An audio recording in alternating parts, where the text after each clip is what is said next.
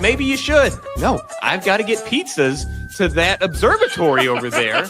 And so you get attacked by some like smoke monster, and you like the pizzas fall off, and you're like scrambling around, like, oh no, somebody Smoke needs monster. the pepperoni. So I'm swimming through 30-weight motor oil. Why are these new additions to your game that your intention was to release this fall? What are you doing? Their primary focus should be surviving litigation. Someone take his phone. I'll do it. Just give me a key card and a red button that turns off Randy's Wi-Fi. It pisses me off that they lump racing in with sports. Then you look at this, insert F-bomb, Mario Kart and Sonic Racing lumped in with F125. An aimless rant. We were just angry.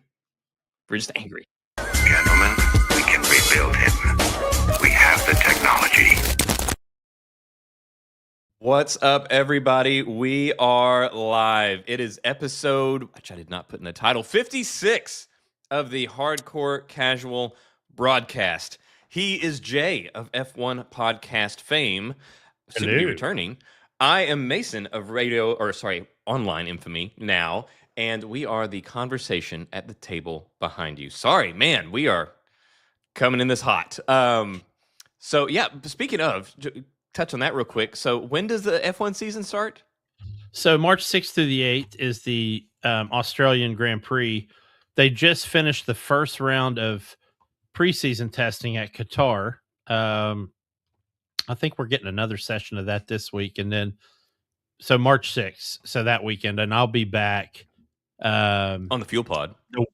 I'll be back on the fuel pod the week before the race, just to preview the race. And then after that, it'll just be every Monday after a race. Nice. So, yeah. And again, for any F1 fans or even non-F1 fans, like you had mentioned before, this is going to be a very interesting season because you told me it's like every so many years they kind of let like the new situated with like the cars, you get new designs and stuff like that, and this is where you get to see a lot of creativity that's been sort of like locked away behind glasses in laboratories for the last couple years. Yeah, and by no means am I the only one saying this, but even like the experts, the technical experts that report on Formula One are saying this is the wildest, different set of cars they've ever seen. Like every team has their own take on what this year's regulations, and all the cars look markedly and visibly different, which is kind of neat. So I'm excited because here's the thing, and this happens. So it's every 4 years they do the regulation change. So I'm excited because every time they do one of these, one team, it's always just one team nails it right out of the gate. And then everybody else is playing catch up with adding upgrades and doing whatever, and maybe gets to the end of the season and they're up there in that top few. And by the end of the third year of regulations, we got 3 or 4 teams that are really, really close. Well, no, you're a Ferrari guy.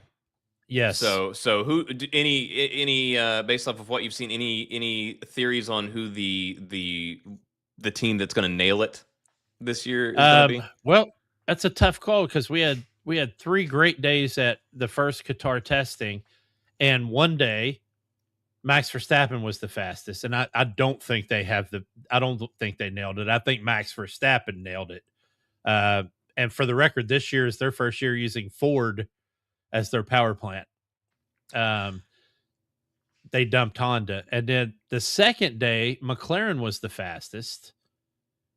But they use a Mercedes engine. And then the third day, Ferrari was the fastest. So right now, it's hard to tell. Those 3 teams, and I think Mercedes is also up there. They had some driver issues and whatnot, and they had a technical issue one of the days. But those 4 teams right now, which is the same 4 teams that were at the top at the end of last season. But like I said, it could go either way. Not to steal any of your material for your upcoming return to the F1 podcast. No, it's perfect. But I just happened to see, I don't know, maybe like the algorithm just fed it to me. No. It was a clip. No. It was a clip of Max Verstappen, and it was so crazy that I thought, like, is this AI? I was like, it was that wild, and I can't. Unfortunately, you're gonna have to, because you'll probably know the context and all that stuff, and I know none of this. But what it was basically it showed 2 cars that were sort of vying for position neither of which was Max Verstappen. 2 cars, and they were going into this, looked like maybe it was like a switchback kind of a turn. Yeah, like a chicane. And one was here, going, and then like a side of one of them, between them, boom, and he was gone, was Max Verstappen. Like these two going wherever, like obviously still going very fast, but like being very, and then, I mean, frames, like Max Verstappen was a handful of frames in this thing, and I was like, is that did that happen? Is that real? So if it's the race I think you're referencing, because it's really only happened like that once, it was at Silverstone. Lewis Hamilton also did it one How year many years ago? at the very same track. Max's was like, I think 3 years ago, and Lewis was about 4 years ago. But anyway, it's because it's a famous announcer line where he's like, "Through goes Hamilton." That's amazing. You know, that's awesome stuff. But Max did it. So when you get 2 cars fighting each other, the one in the back is getting what's called bad air because he's catching all the junk coming out of the car in front of him. But it also drags down the car in front of him because he's playing defense. So he has to slow down in order to be able to adjust to what the car in the rear is doing. So they slow down probably 5 to 7 miles an hour. So yeah, Max is coming through on full tilt. He's going to go right through. I mean, anybody. It was wild to see. So yeah, I was like, good God. Wild man. Ours was mine. My Ferrari. I remember that. So yeah. Well, so yeah, we have quite a lot going on here. Jay has quite a few news items, and Jay has some. He got an invite to get some early hands-on access to something that is yet to come out, yet to release, and I think it's something that a lot of players will have near and dear to their hearts. I've got a deep dive a little bit into Destiny. We got an announcement of a Destiny 2 expansion delay, and I think this is just added to the list of really worrying signs about where Bungie is. We'll certainly talk about that. There's TV stuff, a lot of things going on. What I see, you got something top of mind, Jay. What you got?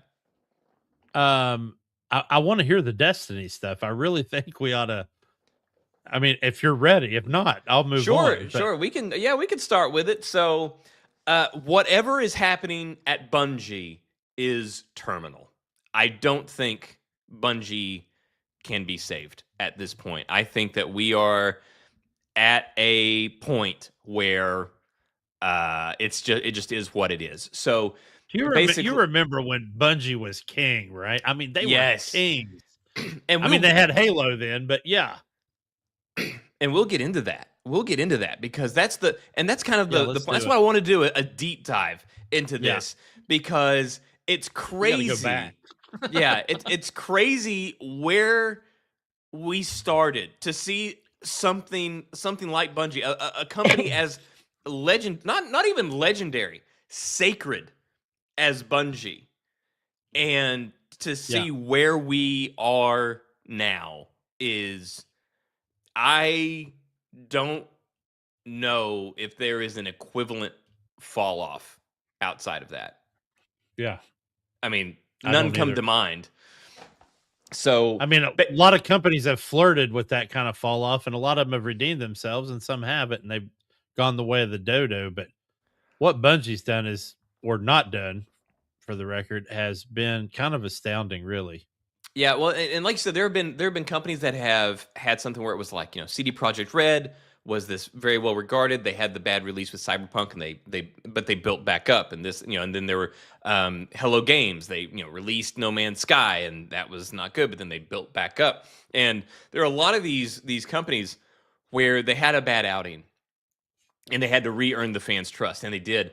The problem with Bungie is that they keep doing it, and then they don't bring it back up. They kind of, maybe they'll bring it up a little bit, and then it just further. It's going the wrong way. If you charted their line on a graph, it's going the wrong direction. Yeah, and it's sad too, man, because, and I'm sure we'll talk about it, but oh yeah, I've got to admit, I'm not the biggest Destiny player. Like, I played the first one for a while, And then I played Warframe, and I got to tell you, playing Warframe was like, why am I playing Destiny? I'll be honest with you. That's how I felt. And maybe from what I understand, a lot of people, once Destiny got through its life cycle, people were like, this shit is peak. This is the best it's going to be. And then everybody, I guess, assumed, I have not played Destiny 2, but I guess everybody assumed that Destiny 2 was just going to be an absolute upgrade to Destiny 1. From what I heard, it didn't have a great launch. People went back to playing Destiny 1 for like 3 or 4 weeks or a month until somebody worked out Destiny 2's shit. And then people started playing Destiny 2. Then I heard Destiny 2 got kind of good. And then I heard the expansions ruined it. Yeah. Okay. Sorry so if I'm cutting into too much. No. You're good, because that is we are going to talk about all of that. That is what has happened. So we're gonna go. So basically, this is where we are today. So we'll do a little Tarantino action. This is where we are today. We just had yesterday. We had the announcement. So there was a major update, an expansion to Destiny 2. Was going to be called Destiny 2 Shadow and Order, and it was going to be releasing next month.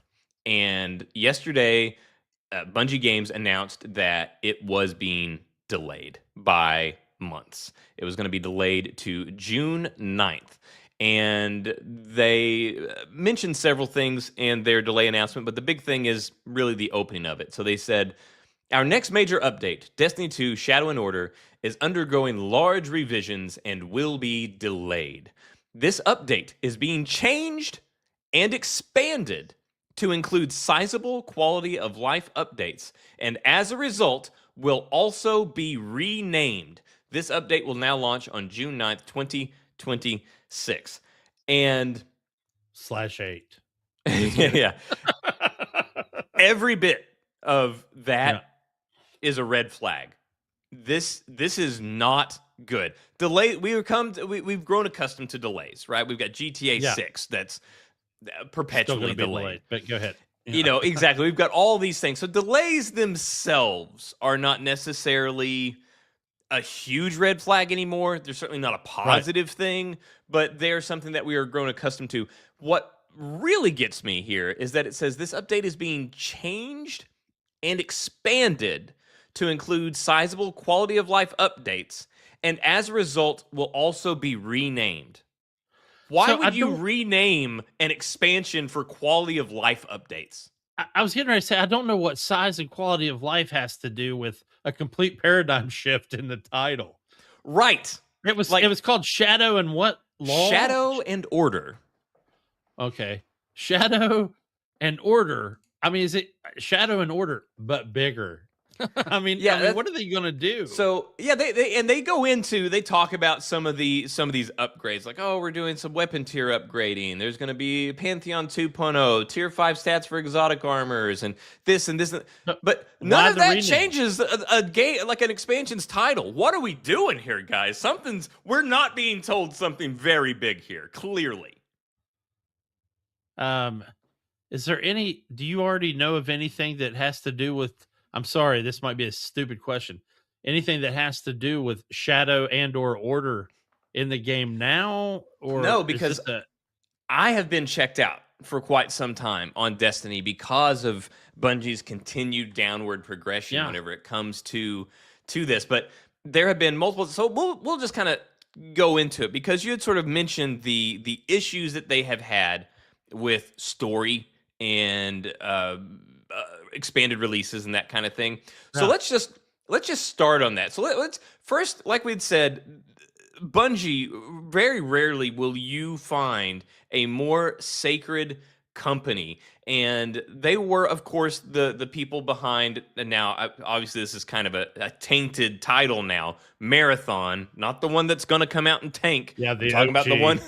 I'm talking about the one that predated Halo, which is fantastic, by the way. Yes. And then so Halo good that it spawned Halo. Yeah, and then Halo came out, and they basically defined the modern first-person shooter and how it works, the loop, the controls. Like they were the standard. Yeah, the controller layout by itself would have been enough to call them benchmarks in the genre. There's still some stink on Halo 1, but it involves the PC Master Race because the game was initially announced for PC, and then all of a sudden we heard nothing for a year. And then I actually got to beta test that when it was coming to console, and I'm like, I'm not playing on a console, dude. That is retarded.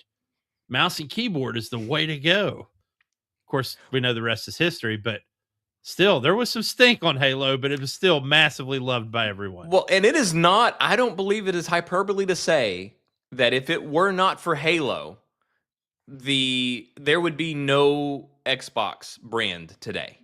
I really think for sure. Especially Halo 2, but yes. Yeah. If not for Halo, Xbox would have launched and died. I firmly believe. I mean, Rainbow Six carried a lot of those gap times between Halos with Vegas and Vegas 2. But dude, I absolutely wholeheartedly, I think the Elder Scrolls games helped too. Morrowind and well, I meant Bethesda, not just Elder Scrolls, but Fallout 3 and you know, all that. I think that really helped too. But yeah, you're right, dude. Without Halo, they would have just tanked. I mean, do you remember how universally hated the original Xbox console was at first with the Duke controller that I remember the Duke controller itself being very hated. That thing was you had to be Sir Duncan the Tull in order to manhandle that controller. When they came out with the controller S, I was the happiest man on the planet. Which also then went on to kind of like define what a good controller was. That's like sort of the standard there. But yeah, the Duke controller. So, little side tangent. It is hardcore casual after all. We have went tangentially crazy here. Speaking of the Duke controller, the biggest thing with the Duke controller. No. The biggest issue with the Duke controller was that it was unnecessarily large. Large. You have like the Nintendo 64 controller, that 3-handled monstrosity. Yeah. At least there was something going on at all of those handles, right? I hope nobody mutes you when you're doing all these handles. I have nipples. Can you milk me? Right. But you know, the Duke, it was just big to be big. Like, it's not like it had 8 new buttons. I mean, there was the black button and the white button.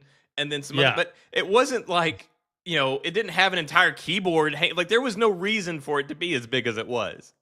I think the fact that we actually named it the Duke ought to tell you everything you really need to know. I mean, because it was disgustingly large. Yes. So we have as Bungie. We digress. Yeah. We have Bungie makes Halo. Halo is the reason we have Xbox today.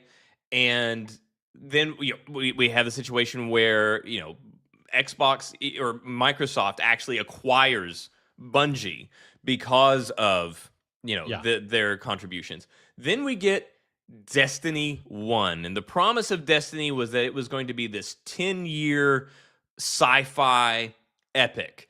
And it was obviously highly touted because it's the guys behind Halo. It's go for it. I was going to say, at that point, is that where the fracture happened, where 343 Studios took over the Halo franchise? Yes. Yeah, it was around that time. Okay.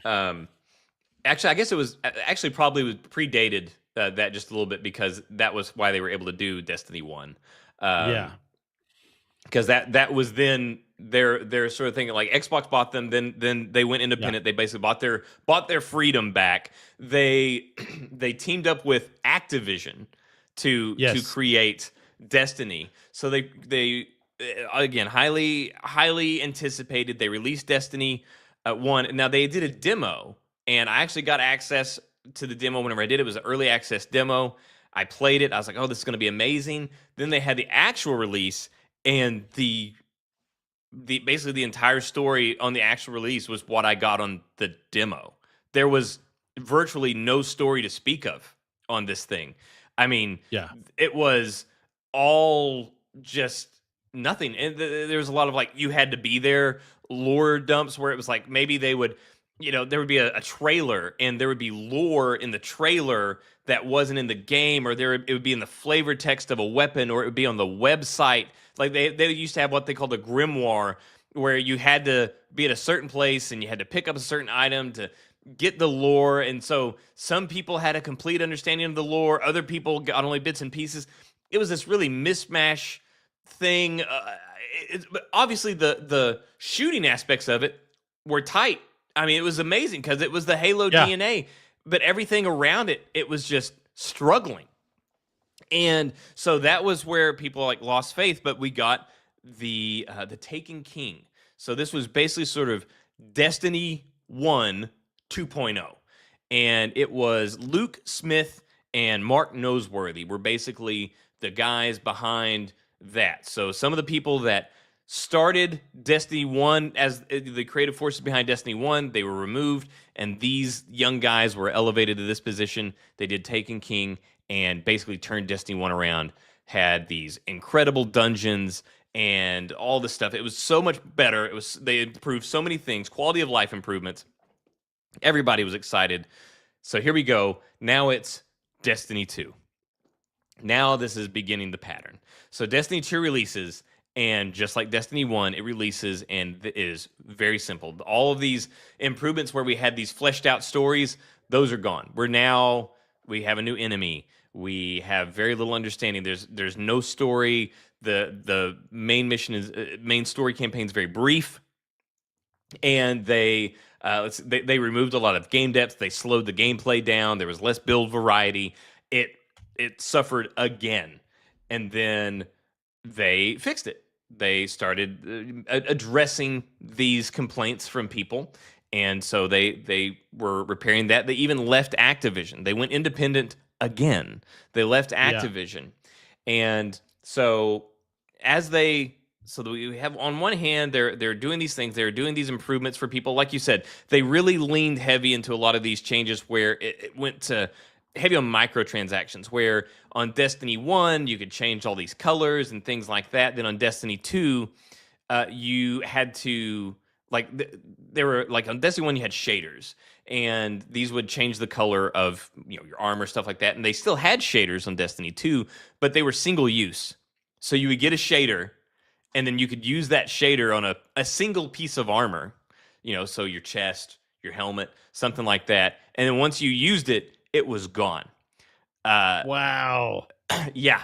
That is ruthless, dude. It was predatory whenever it came to that. And then, of course, hey, they'd be more than happy to. All you got to do is just buy some in-game currency with real money and just buy more shaders so that you can give them a shot. It was awful. That was one of the things that they addressed. I did not know that. Dude, man. It was horrific. And that's almost as bad as charging a subscription rate to play an online game in 2026. Yeah. Oh, wait. Yeah. Wait. Final Fantasy 14's doing it. You guys can always hop over to Star Trek Online with me. It's free to play. On PC. And I could use the help. No, I'm on PlayStation on it, but go ahead. Oh, they got it on PlayStation? Yeah. So yeah, and they that was one of the things they tweaked. So you still had to unlock the shaders, but then once you unlocked it, you could use it over and over and over again. They wouldn't have to. But so they fixed a lot of these things. Whenever Destiny 2 launched, the story suffered. They leaned heavy into monetization. So many things that you were able to do for free or took for granted in Destiny 1 now cost you either real world money or in-game currency or XP or something like that in Destiny 2. It was a nightmare. They then made these changes. They addressed player feedback, and then they sought their independence. So once again, Bungie's free. So here we have this cycle. Okay, Bungie is free. Bungie did Marathon and Halo. Xbox buys Bungie. Okay, we do that. Then Bungie gets their freedom from Xbox. Hooray! What will they do? They're doing Destiny. Oh, and then that kind of comes this little, bumpy trajectory, and then now they're with Activision. Okay, and they're doing this, and then we've got our independence from Activision. Hooray! What will they do? And it's just this kind of thing where it's starting to look like a moody ex-girlfriend. I was gonna say, seriously. hey Taylor, maybe you're the problem. Maybe maybe you're the reason this is happening. Wow. Yeah, so we really start to get some patterns established here in Destiny Yeah. 2. So then, even though it's been patchy, it's been hit or miss, one thing about Destiny 2, even though it has been rough, it has still made money, and lots of it. And now that it's been out for a series of years, obviously, whenever you're making a new game, that production Yeah. cycle is years long. Well, now you've got all these people that are wanting a piece of that live service pie. So now you've got all these competitors. Now everything is a live service. Now it's not just Destiny doing its thing. Now new things are coming out. You've got, other live service looter shooters. You've got games that existed that now they have sequels that are incorporating live service elements. All of this stuff. And now everybody is getting exhausted by these live service things. And you can all get so much attention that you can dedicate. I just hate it because, and I don't think this is controversial or a hot take. The baseline idea of a live service game, I like. And that's mainly probably because I play sports games and simulators. And you don't want a new version of that game coming out every year. You really don't. But some places take it to the wrong level. So to me, I think we've literally got a subgenre of what I would call a predatory live service game. Some of them do it right. You look at the Division, and even though the Division is very much, they're one of the forerunners of live service games. And yeah, now they've added battle passes and that whole. You don't need any of that shit though, and you can have a great time without any of that shit, and we have. Yeah. But it feels like with this Destiny that you almost have to buy into the whole predatory piece to have fun. And I also get it from, like, we both have teenage sons. And that makes it tough as a parent because these kids are going to school and they're like, yeah, I was playing Fortnite with you. And you still had on that noob skin from like 3 months ago. So they're getting bullied into DLC and microtransaction. And then we're getting completely bent over without the Vaseline to buy this stuff. So, it makes it tough. I get it. Yeah. Yeah. Well, I mean, so once they hit this point, so now the market's saturated. We've got all these live services. You've only got so much attention span, and they've now gotten their freedom from Activision. Well, along with that, you have fewer resources. You don't have as much money to do all this stuff. So as they are doing their whole thing with their freedom, they start.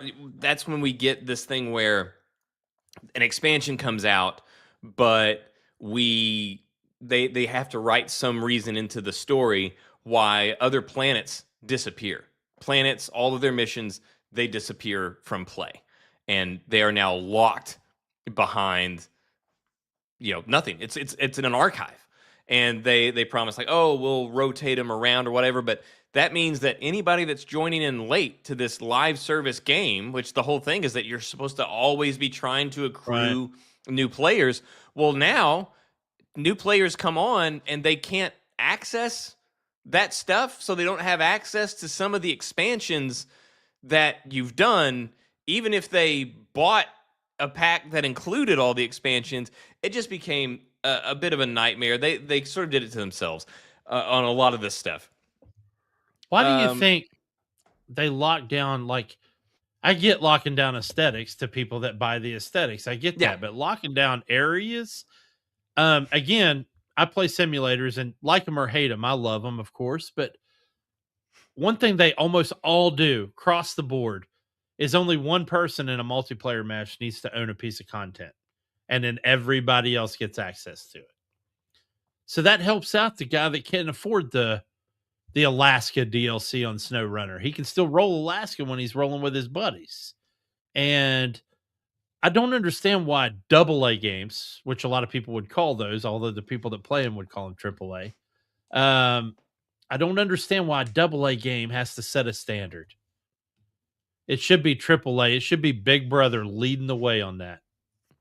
Yes, I agree with you on that. Just my opinion. I could be wrong. Well, it wasn't even the really bad thing was that this was the start of okay. So let's say, not even talking about somebody that, a new player that now doesn't get to experience those. Let's say you're an existing player and you played through that. You've been playing that. Well, now they just locked away something that you bought. I bought this expansion that came. That expansion had Mars and all this stuff, and now you just locked Mars and all of its missions into an archive that I no longer have access to. Okay, wait, I must have missed that. So this is going to set me off right here, mainly because of the Division. You can still access on Division 1 or 2 the oldest shit they've got. Yeah. So you're telling me stuff you bought, let's say you bought it 3 months after launch. Let's say a piece of DLC came out, you bought it $19.99. It was yours. You owned it. You got all your cosmetics from it, whatever shit you got, digital art book. And then you invite a new friend today to play Destiny Co. Hey, let's go back to, I want to show you where we started. And you can't? That's what you're telling me? Yeah. So it basically disappeared from play at the same time for everybody, no matter where there was. So let's say you've got people that have been playing since Destiny 1. Well, obviously Destiny 1, these are planets doesn't really matter. Yeah. But let's say you got somebody that was playing at launch for Destiny 2.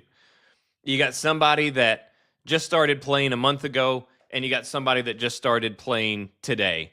And let's say last week they nuked Mars. Well, now the guy that's been playing Destiny 2 since it launched, he got to play Mars, and he had bought the expansion that had Mars in it. But now Mars isn't there anymore. It disappeared for everybody all at once. The guy that got, Destiny a month ago and bought all the expansions so that he could play them up, well, he got that. Maybe he hadn't gotten to Mars yet. Well, Mars is gone. And the person that just started today and they nuked Mars yesterday or last week, there's just no Mars in his game. It just completely wiped it from existence. That is nuts, dude. Yes, and the whole so this is where they ran into the issue where they tried to, and this is something that actually Helldivers has done a great job at, is Destiny was trying to have a linear narrative as a live service. But then whenever they hit these resource constraints where it's like, hey, we need more server space or whatever, let's just get rid of some planets so that we don't have to waste, bandwidth on those. Well, now those go away. Well, now if you got somebody that's trying to play this linear story, well, now you just took planets out that they don't get to participate in, and they don't get that story. Whereas Helldivers, so there's a bridge they can't cross. Yeah. Yeah. Basically. Now, granted, they can still play other things. They can play the expansions that come after. It's not like locking their progress, but they're missing context. They're missing missions. There's achievements that they're now not going to be able to get. So playing this linear story as a live service is all well and good until you start removing access or trying to change things on the map. Whenever you say, hey, this is a globally impacting event, and it happens now. If this impacting event happened as a linear story element, where maybe somebody that got the game today was playing through, and somebody that got Destiny at launch, well, their Mars is already dead. Their Mars is nuked because they got to that point in the game. But the person that got it, they can still access it until they get to, like, if it was a story element like there, that's fine. But they did it to manage resources, tried to like shoehorn an in-world explanation for it, and it just nuked it. And whereas Helldivers, there's no linear story for Helldivers. Basically, every time you jump into Helldivers, it's like jumping into a newscast. What's happening right now? Like, it doesn't care. It doesn't care what you know, what you don't, what you've looked into. How long what are we doing gone? right now? It also makes you respect games like Hitman: World of Assassination and what they did with that. First, they were able to lump all three of the games together and get them into one package. Then they start with these, what are they called? What type of contracts are they called? Shoot. Exclusive contract or whatever. Elusive contract. So you can buy it if you decide you want to buy it with money and have access to it. But even if you don't buy it, it still rotates through so that you can still play it. Even if you don't know. And what a great bit. To me, that is a fantastic business model. again, 'Cause you don't IO have to buy Interactive. it. Yeah, I don't just think another reason. they don't get near the flowers that they deserve. Never have. No, they don't. They are, and I hope that much like CD Projekt Red, I hope that, and I think that they very well may with 007. Oh, May yeah. finally get the widespread The recognition respect. that they really earned. Yeah. Well, it's just weird because Hitman's always had, just like lower grade sci-fi movies, they've always had that cult following, right? Mhm. So, but I think with the high profile of James Bond, they might be able to turn that around, which would also bring more people into the Hitman piece. But if they run that game like they ran Hitman, then we will be, as far as content and delivery, then we're in for a treat, my friend. I'm not kidding. So that's going I to be agree. awesome. I agree. And it's like, again, hardcore casual. This is how we do it. We do tangents. Yeah. Sorry, I that was my no, fault no, again. Damn it. no. Like I said, no. This is the show. This is what we do. There's no I'm apology. 0 for 2. Go ahead. Yeah. No, I was just gonna say about IO Interactive, and like you mentioned it, that it was a large cult following, but still a cult following because I didn't Yeah. realize until the most recent Hitman. I never realized how big Hitman wasn't. It was always a big Yeah. deal to me. I was always a huge fan of it, and I didn't realize how many people were kind of just unaware of it. Clueless. Yeah. I'm one of the 4 people that like the Timothy Oliphant movie even. So, there we go. Wow, okay, that is street cred right there when it comes to Hitman. Yeah. But I mean, even if they were aware of it, so many people hadn't played it, and I guess maybe they just had a misconception about what it was or how it's supposed to go, and it just never pulled them in. But I don't think they'll have that problem with 007. Obviously, you have a massive license, and I think they're going to do it in a way that we've never seen before. And speaking of, 007 will come up again very shortly in tonight's broadcast because that has something to do with what Jay got to play. But basically, with all these things that Destiny 2 did, all these slips, players started abandoning ship. They just didn't care for it.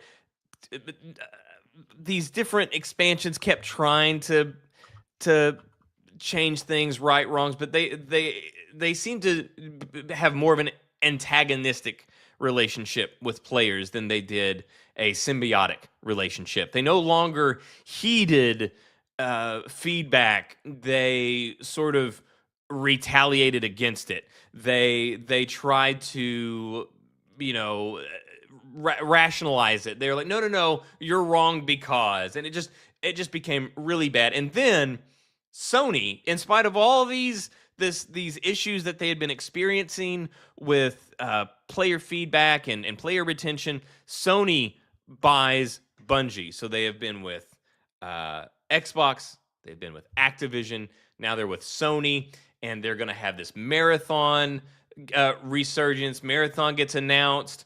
Nobody knows what it is. We now have seen it. It's going to be an extraction shooter. So whenever it was Destiny, they were going to be kind of at the forefront of this first-person shooter live service MMO thing. They basically created that genre.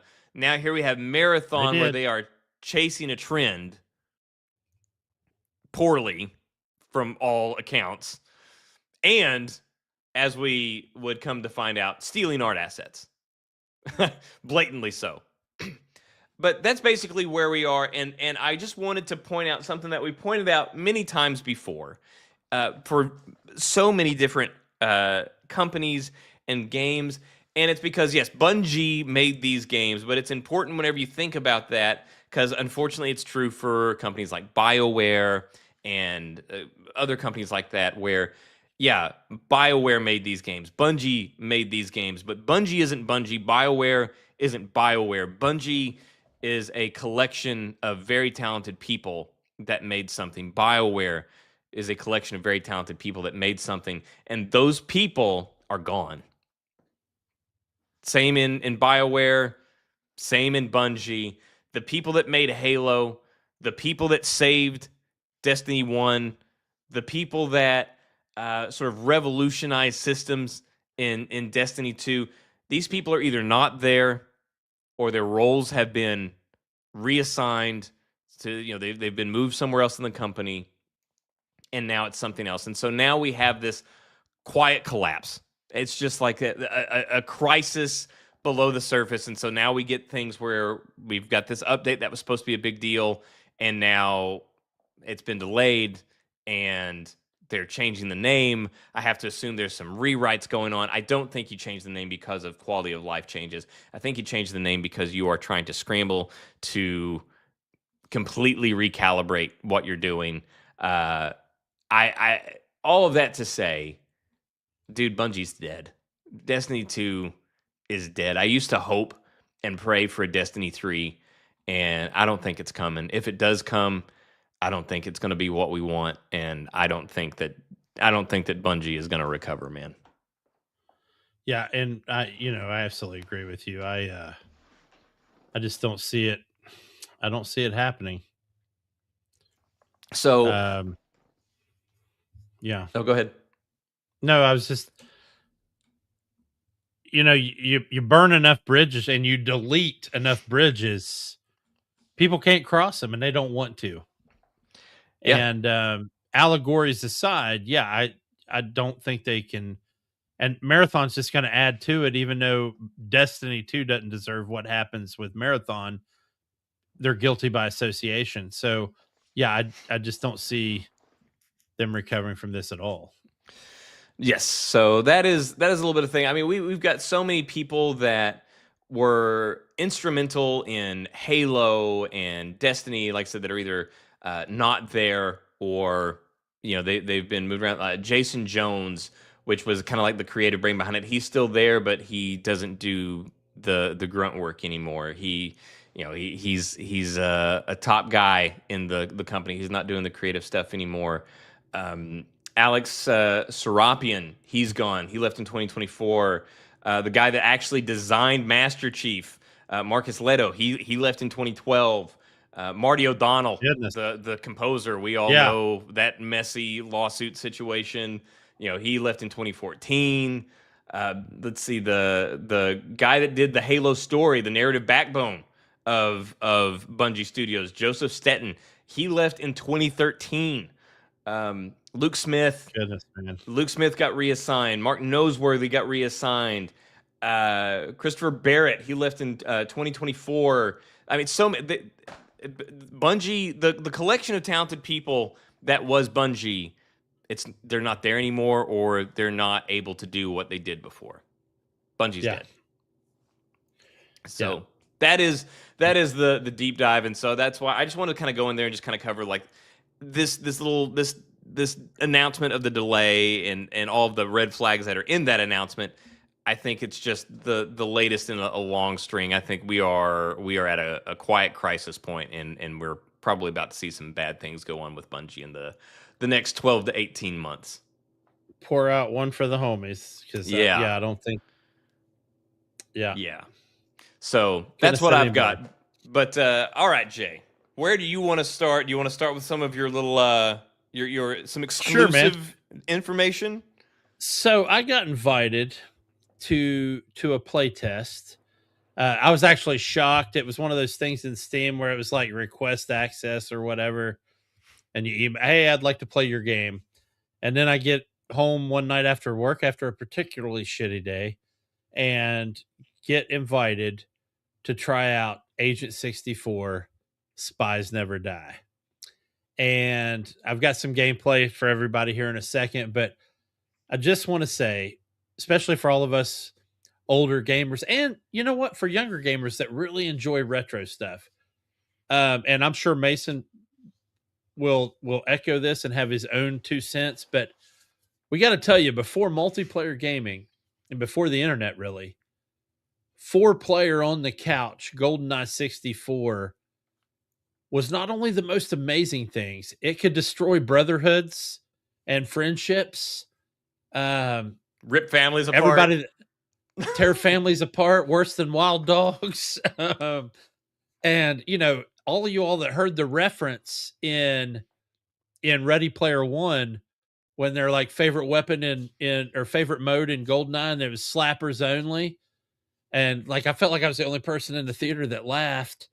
But so many weapons that just got outlawed in my family. I don't know how yours were. Go ahead. Yeah. No. I I'm just going to say. I just want to say. Also, ironically enough, our particular screen layout right now. If you had 4 people playing GoldenEye, yeah, this is what you got. You got each person got a quadrant, and God help you if you got caught looking at someone else's quadrant to see where they were. Always worse.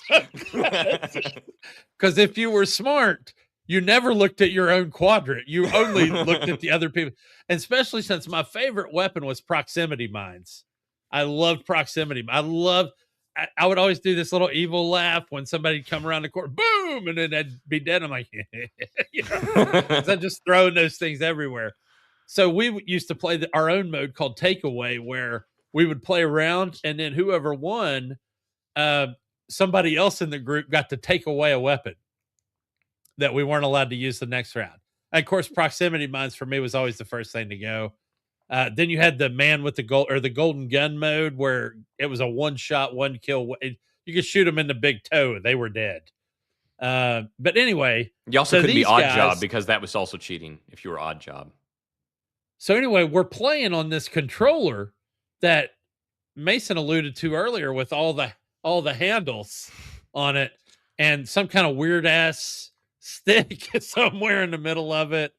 I always confuse it sometimes. I get them morphed with the GameCube controller. And there's the stick, but instead of a circle around it, it was like a hexagonal. Clunk, weird. Clunk, clunk. And I think the trigger was also on that, or there was a trigger. I don't know. It was weird. So anyway, I load up this game, and these guys decided to stay faithful to not only the silent lore around GoldenEye, but also the graphics. But what they did was give us a modern control layout, which we would have all dreamed of back then. Of course, we didn't know what that was and wouldn't until Halo. Yeah, but in fact, whenever they re-released, they did a re-release of GoldenEye. I believe it was for Switch. Might have been for some others as well, but they actually did a thing. They had to do that too, where they had like a traditional controls, and then you had the original controls, and then what we would consider traditional controls. And everybody that got on there was like, "Well, I'm going to do the original controls. Why would I not want to do the original controls? That's what I remember having so much fun with." And then you immediately realize you start off, and immediately your guy's like, "Gunk." You know, it's like, well, no, it doesn't play the way that you remember it playing. So you want modern controls. So anyway, I spawn into the first room of the first mission, and I forgot. I think it's 3 missions that are available in the playtest. It's no longer active right now, but I spawn into the first room, and I'm in like a TV room, like a hangout room, and this is what I see on the table. Nice. So basically letting you know right offhand, yes, we loved GoldenEye.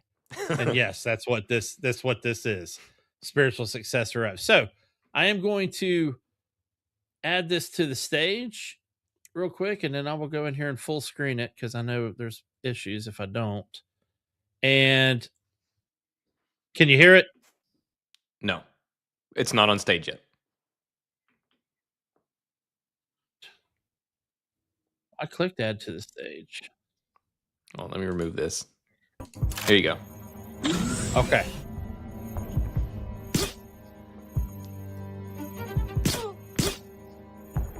So hats off to Grassloo 00 for giving us the footage tonight. I was about to say, even the music in the background is very reminiscent of 007. But legally distinct.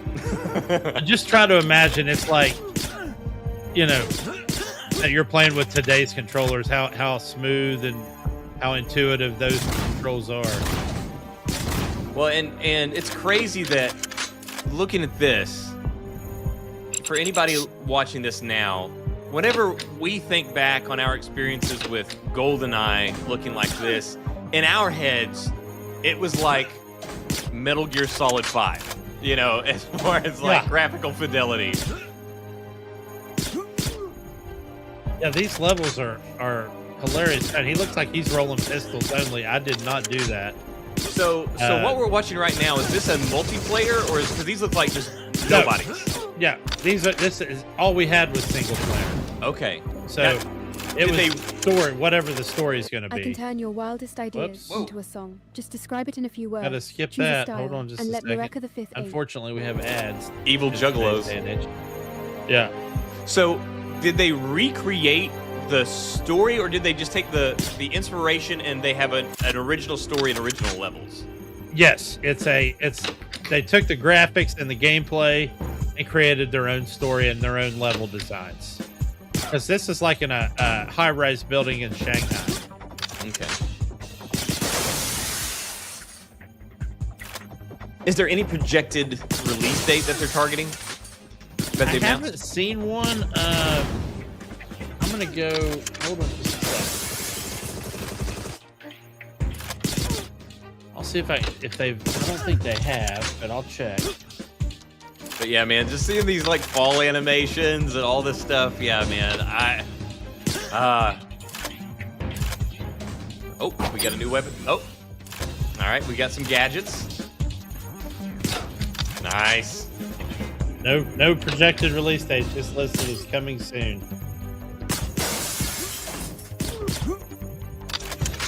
It's just a bunch of Agent Smiths getting murked right now. But anyway, man, like I said, both of us probably have just fond memories and some pretty not great memories of GoldenEye, where we just like alienated little brothers or big brothers and friends. But yeah, this was like our Madden. If you were a shooter fan, this was like a Madden for shooters. So since you got, I believe you said this is not your gameplay, but it was somebody else's, No. but you did get to play. So what were your impressions of the gameplay whenever you did get to go in? So one of the things I really liked that GoldenEye did not have was smooth weapon transition. If you remember, it was like so slow to put in one weapon and hose and pull out another weapon. So that was really quick. The fluidity of movement between rooms was so quick. There wasn't auto aim, but once you held your weapon up at an enemy, eventually it would reach them. So you weren't really having to do. You saw that right there. You actually, as he went up the steps, where the cursor kind of bounced. Yeah, I But, have seen some of the old familiar sort of like, yeah, the wobble. Yeah. Whereas in GoldenEye, if you had the original controls, you had to use that weird stick to get that thing dialed in, which was a death sentence if you were playing multiplayer. But like everything, I love how a lot of things were breakable, glass, and I mean, pretty much anything was. I imagine they probably actually, that's one of the things where they probably went harder than obviously the original did, where not as much was sort of interactable or destructible in that way. Yeah, but look at these, like the painted on face. I mean, the matte face it's perfect. I think it nailed the aesthetic. But I'm gonna go ahead and pull it so we can just finish up with that. But man, just another game too that just set the standard. I really feel like people had played Doom, people had crashed college labs everywhere playing Doom and Wolfenstein, but I really felt like this was the game that brought shooters home prior to Halo. It's funny how a lot of our subjects tonight have connective tissue. Well, and Doom was obviously always more of a PC thing, whereas GoldenEye definitely was the true birth Yeah. and popularization of the couch co-op whenever it Oh, came absolutely. to something like that, for sure. Yeah. Before that there were LAN parties and that kind of stuff for Doom and Half-Life and all of that, but yeah, GoldenEye was couch co-op. And I got to tell you, it's just I'm looking forward to this. Is another one where it's a very small. From what I could tell, it was one developer that's getting help on certain assets, but pretty much doing it on their own. Much like the next title I'm going to talk about here in a minute, but still, man, something I'm looking forward to, and I love supporting small developers. It's become one of my favorite things since I've kind of went to PC and a lot of things. Is there? So you mentioned that it's got its own story. Does it have like voice acting, or is it like text?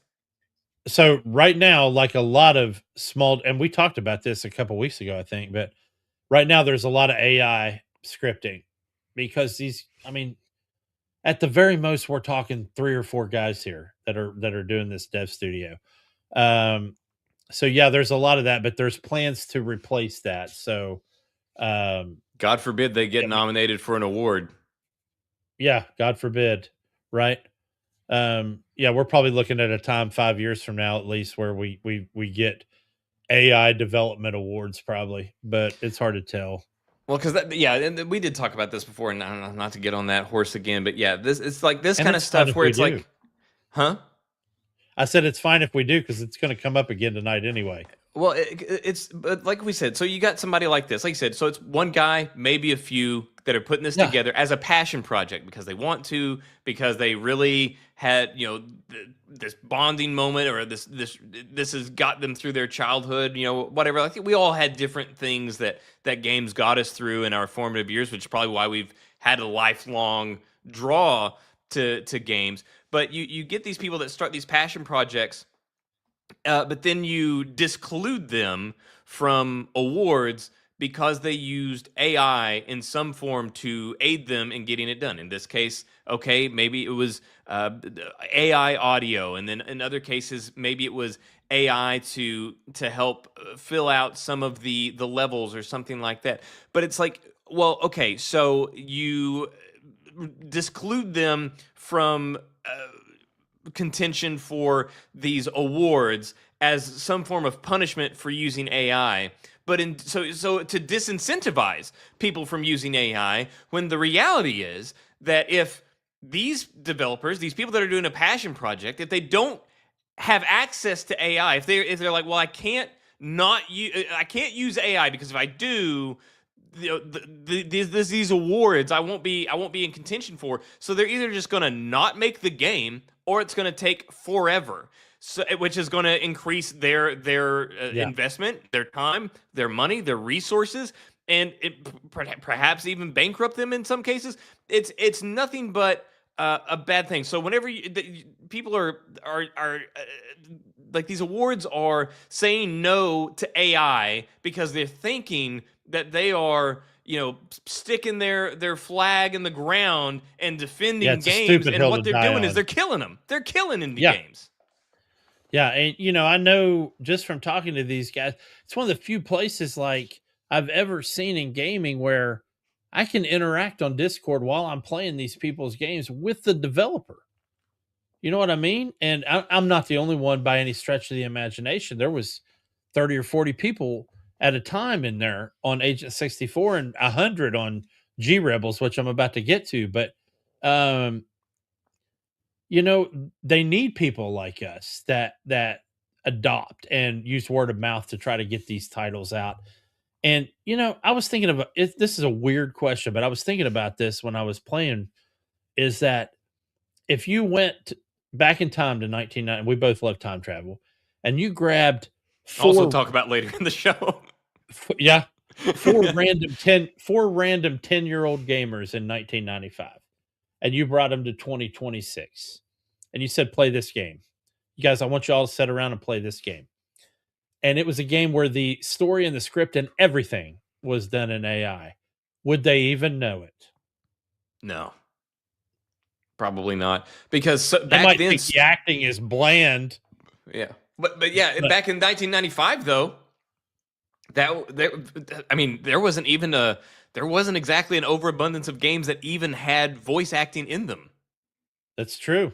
They would be. That's part of my point. Is they would be ecstatic that the characters were talking at all instead of having to read the text at the bottom and click X for the next line and click X for the next line. If we find, which we can find some of, go and look at Command and Conquer, where Command and Conquer used to do the video, the full motion videos. Yeah. So the FMVs. So it's not like back then, even whenever they did get voices, they weren't getting Expedition 33 out of those performances. No, but we loved that shit, bro. they were rough. Like, if you guys have seen the Tim Curry space meme, that is from Command and Conquer. That's from the game. But yeah, even back then, whenever you did get voice acting, you did get voice performances, you did get all this stuff, it was not the quality that people expect right now. It would have been far inferior to anything that AI is going to crank out. Absolutely, man. Because these people are just man, rent is due. So yeah, okay, I will be whatever Mars commander dude that you want me to be. How long do I have to learn I've got to do it right now? Okay, yeah, let's do it. Plus, I think they had a persistent late 80s, early 90s hottie. Carrie Wooer was on one of the games, and like everybody loved her. All the guys did for sure. I think she was played one of the Russian characters in Red Alert, which was great. But yeah, what's his name? Tim. What'd you say? Curry? Yeah. This that meme is hilarious. But anyway, moving on. I got to try another game, which is now available to everyone. We brought up what was the title of that episode? What was the title of that episode we did? This is the casualty list. We would do a casualty list. Casualty list. And one of the games I brought up was a PS1 title from way back called G-Police, set in a world where corporations had taken over, and each of these corporations owned these large domed cities, and you basically played a police officer that flew around one of these. They looked like a helicopter without the rotor blade. It was basically a hover vehicle of some sort.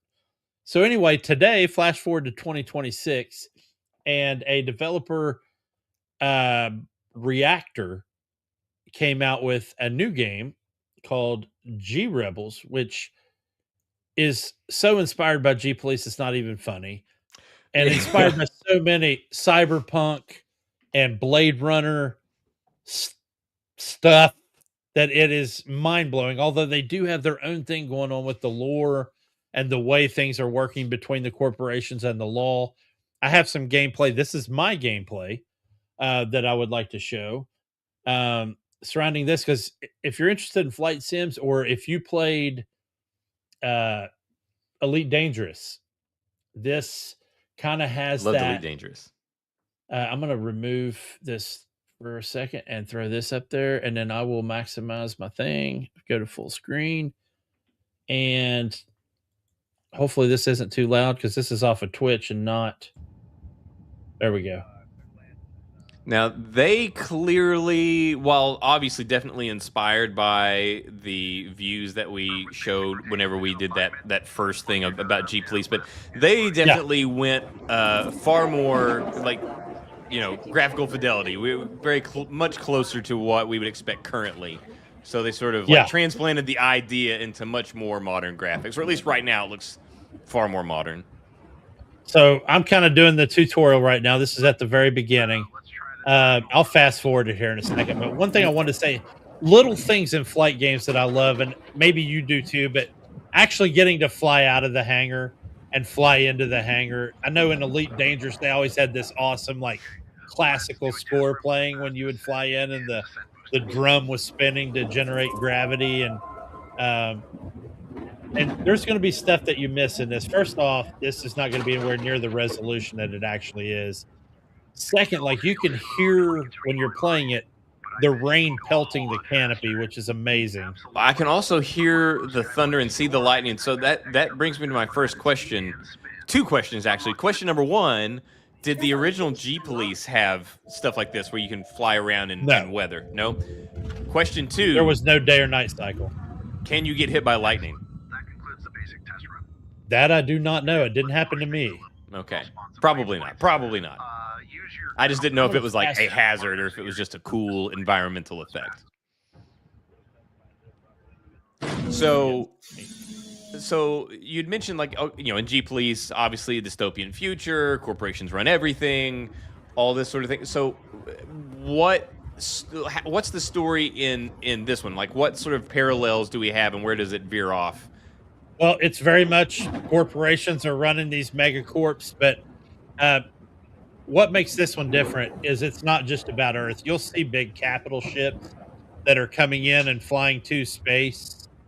So I'm assuming there's some kind of extra places that they're going. Also, the developer is going to have like 4 or 5 different biomes, but I don't even think they're all on the same planet.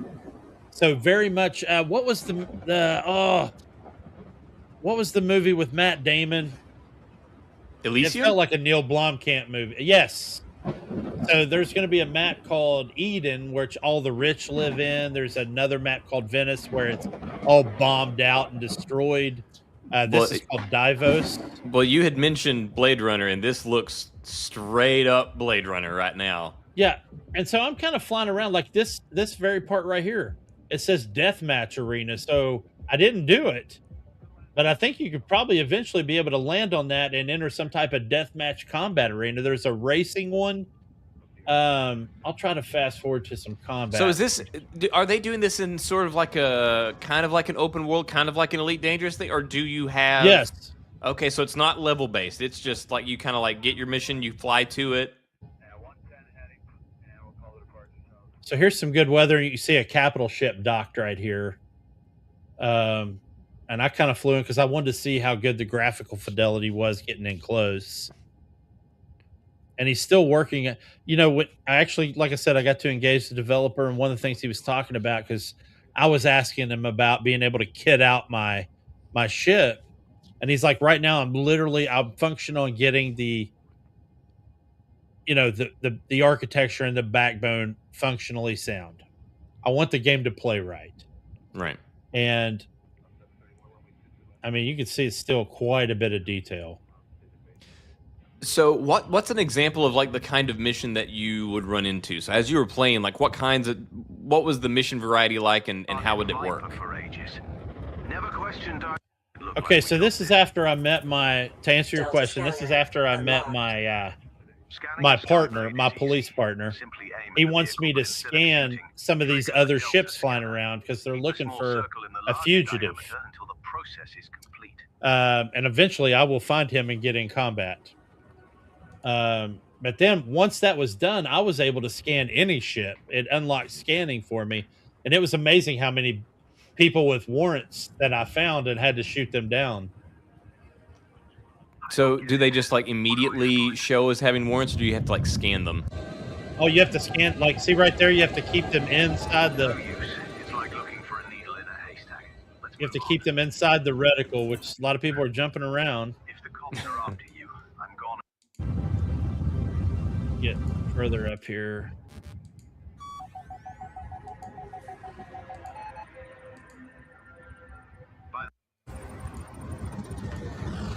So there, I got in trouble for exiting my zone. Here we go.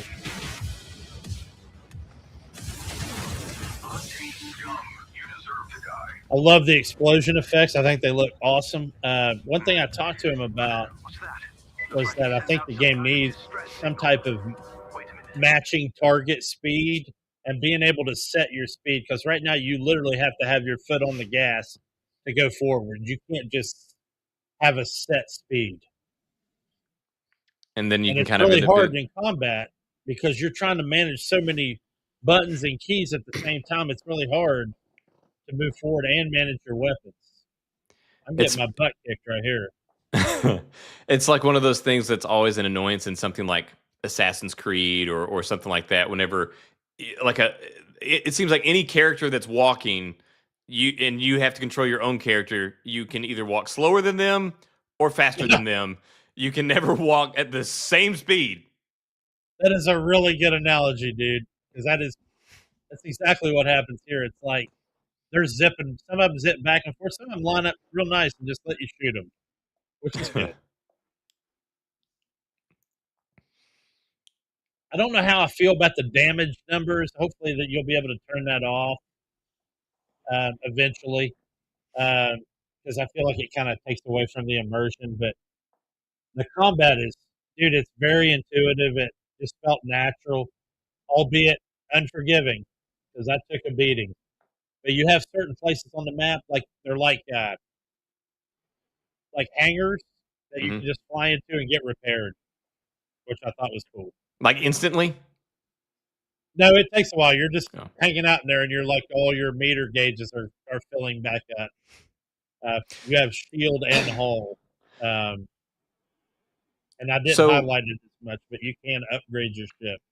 So whenever we did the casualty list and we did G-Police and we talked about that, and the whole one of the whole points of this was to um it was which games do we think should have deserved a sequel or something like this. Did this scratch that itch for you? Did you feel Absolutely. Nailed it. I mean, it felt like I tell you, it was so good the first time I tried the demo, which they didn't give us for very long, that I ended up downloading G-Police on PS Plus to play it again, just to get back into it and kind of it? see answer that very question, and it did very well. Well, that's awesome. So you that's one of the hopefully we can have more of those where it's like, we do these things where it's like, hey man, this really needed a sequel, it never got a sequel. Maybe Yeah. maybe we can get some more of those that were in there, because we also had other things like Mad Max, Take a Shot, Sleeping Dogs, all these other games Alpha where Protocol, which I Yeah. loved. so like, hey, maybe this is the start of sort of finally getting some successors to those games. I'm so glad that that's one of them that they took to it, and it didn't. And again, wouldn't have happened if we didn't have these small developers, passion projects, things like that. So yeah, I'm glad to see that's coming along and going well. Yeah, man, I'm looking forward to it. Like I said, I love these small developers, especially when they come out with something that's good. There's another one I've been playing called Spaceborne 2, and it just keeps getting better and better. For all you people that don't want to invest in Star Citizen, try Spaceborne 2. Excellent game. I wasn't even aware of Star Citizen, I Spaceborne. think Star Citizen keeps getting better and better as well. So, if you are one of those people that invest in Star Citizen, you're going to enjoy where it is right now. We've got Squadron 42 that's coming from the Star Citizen universe that has like 40 Oscar winners in it. Is it though? Is it coming? It is. It's coming this year. And I every think year it will before, be here this every year prior. Yeah, but it definitely will be here this year. But anyway, man, That's thanks what for letting me GTA share 6 that. says. Yeah, thanks for letting me share that tonight. Oh, thanks for bringing it. To me, it's super important. I think it's going to be both of them are going to be decent games, but I really think G Rebels is going to scratch that itch we've been missing for a while, which is the inner atmosphere of flight sim. Now, is this since it's obviously like I said, passion project? Whatever is it? Is it just the developer's name, or is it like studio? Like, do they have a studio name, or how are they marketing this? The studio's name is Reactor with like 2 Ks and instead of a C. And then the guy that I engaged with on Discord's name is Sharkster, who's the head guy. But you'd have to join the Discord. I would challenge you, reach out maybe to them as well and ask them about it. But yeah, it's available for download for anybody on Steam. If you get the chance to download it, please do and give it a play, because it is a really solid. It's already solid. You can tell right now everything else is just adding maybe some better control functionality and also the bells and whistles. So other than that, I think it's got it in spades. Well, excellent. Well, hey, maybe as you interact with them, maybe we can convince them to come on and talk for a little bit. Talk with us, chat us up a little. Well, after the show tonight, I'm going to send them the time hack on this part of the video with a link to the show, and hopefully that's something we can do, because that would be cool, man. Love to talk to anybody that would love to share that with us. We've developers and anybody. We want to get that going and have some more conversations with the people that are in the trenches and doing the work. So would love to see that. And man, I don't know where you're going next, but you're going to have to. I need to step away for a second. It's work related. Sure, go for it. I apologize, but anyway, thank you. I'll be right back. No worries. I will go off on a tangent. Is what I will do with this time. So just to let you guys know, I have a news article here where we have basically, so we've got the Resident Evil. So Zach Krieger, I'm not exactly sure how to pronounce it, but this new writer director that's kind of popped up onto the scene and has made a big splash, and he's kind of like in a situation where the world is his oyster. He had two really successful films. So one was Barbarian, which was a horror film, and it did really well as far as, for what it was. It was a very small film, but it was very well received. It was very well reviewed, and for what it was expected to do, it outperformed that box. Well, with Barbarian, he basically was able to parlay that into a movie called Weapons. Now, this is something I did not see Barbarian, but I did see Weapons, and I thought it was really well done. It was really interesting. It kind of hid what the actual story was about whenever it comes to the whole plot. Like it portrays it as one thing in the trailers and even in the beginning of the movie, and then it kind of becomes another. But it was fun. It was a good time, and it did incredibly well. So he has now parlayed that into the new Resident Evil movie. And the concern that I have, which I'll just read the little headline here that you'll see. So we have Zach Krieger's Resident Evil is a completely new setup, is the kind of headlines that I am seeing. So this is the thing that Jay and I have been talking about many times over, and that is, why do we have to do this? So basically, they gave him carte blanche to do whatever he wants. So they said that he was given carte blanche to do whatever he wanted with the IP. Let's see. With Resident Evil, we have an incredible journey with one of the most successful international IPs of more than $1 billion in the box office for many years, and now we're creating something new, not just a new story idea, but to allow a new generation to take the IP into their own hands and form something different. So here we have a Resident Evil movie where they have said, it's not just an IP, it's not just a new take on it, we're just letting somebody do something completely different with it. And I hate this. I hate taking this IP, any IP, doesn't have to be this one, but taking an IP and then turning it into something else. Because zombie movies are a dime a dozen. We've got so many zombie movies. Now, you can do them well, and many have. Yeah. You got like 28 weeks later, 28 days later, all these. But if you want to do something with a zombie movie, it's the lore is what's going to make it unique. And Resident Evil, that's what makes it unique. And there's so many zombie franchises. So what makes Resident Evil unique is their own lore and how they do it, and the fact that they have this thing and they are intentionally saying, go do whatever, call it Resident Evil, but do whatever you want with it. I hate that. Welcome back, Jay, and what are your thoughts? I have a lot of them, especially as a Resident Evil fan, which is weird because I hate horror movies. So I know that's kind of weird, but why not learn from what happened with the games? So let's look at the games.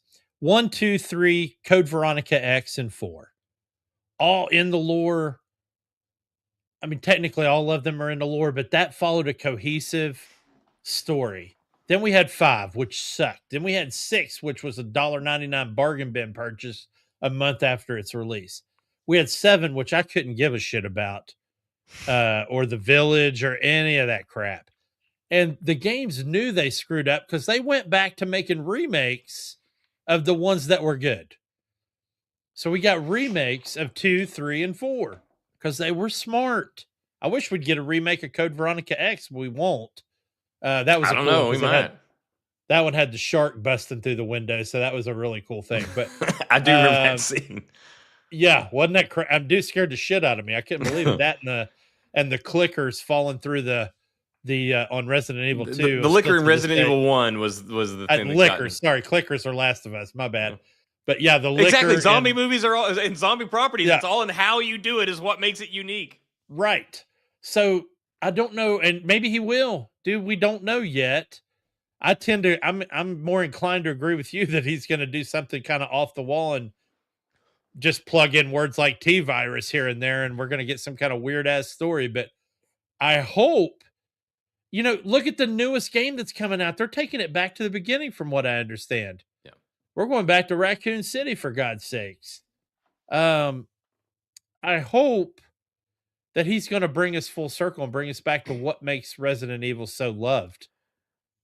Well, the thing that gets me, and I hope that too, but again, like we've got the IP holder say, Capcom, we got them saying that they want to not just create they want him to not just create something new, not just a new story idea, but to allow a new generation to take the IP into their hands and form something different. That sounds like they don't want just like, hey, give us a new Resident Evil story or a story in the Resident Evil universe. It sounds like they just wanted to do whatever and call it Resident Evil. Now, granted, you're right. After hearing that, you're right. And granted, the dude's a great director. Like, he's done very well. Writer, director is very talented. And and what he makes will likely be very good. My issue is not that, the movie's going to suck. I think it's probably going to be really good. My issue is that they're calling it Resident Evil. Like, there's no reason for that. Because, again, we'll go back into it. There's so many zombie movies, zombie properties. That's not new. It's not even a new idea to have zombies and zombieism or whatever be transmitted via virus. These are all tropes. So what makes Resident Evil is the characters, is Raccoon City, is the story that they've started. And whenever you tell this guy, just do whatever you want, we may not even have a T-virus or Raccoon City or anything. It'll just be. I mean, I honestly don't know how you tell a Resident Evil story without the T-virus. I really don't. It sounds like they don't want him to. It sounds like they just want him to do whatever. It's like, it's kind of a double-edged sword. Obviously, they want the license because that'll get more attention. Just calling something, brains ? Is not going to get nearly as many people in the movie theater as Resident Evil, but then then if it's good, but it's not canonical, if it doesn't follow any of the lore, even if it's good, the fans that went there to see a Resident Evil movie are not going to be happy with it because it's not a Resident Evil movie. They're going to be upset, even if it was a good film. Like, I liked the Uncharted movie that they did with Tom Holland and Mark Wahlberg. I hated that it was an Uncharted movie, though. Like, if they would have had that movie be anything else, called it something else, named the characters something else, because that sure wasn't Nate and Sully whenever I watched the movie. Like, that was not, those weren't the characters, these were not the stories.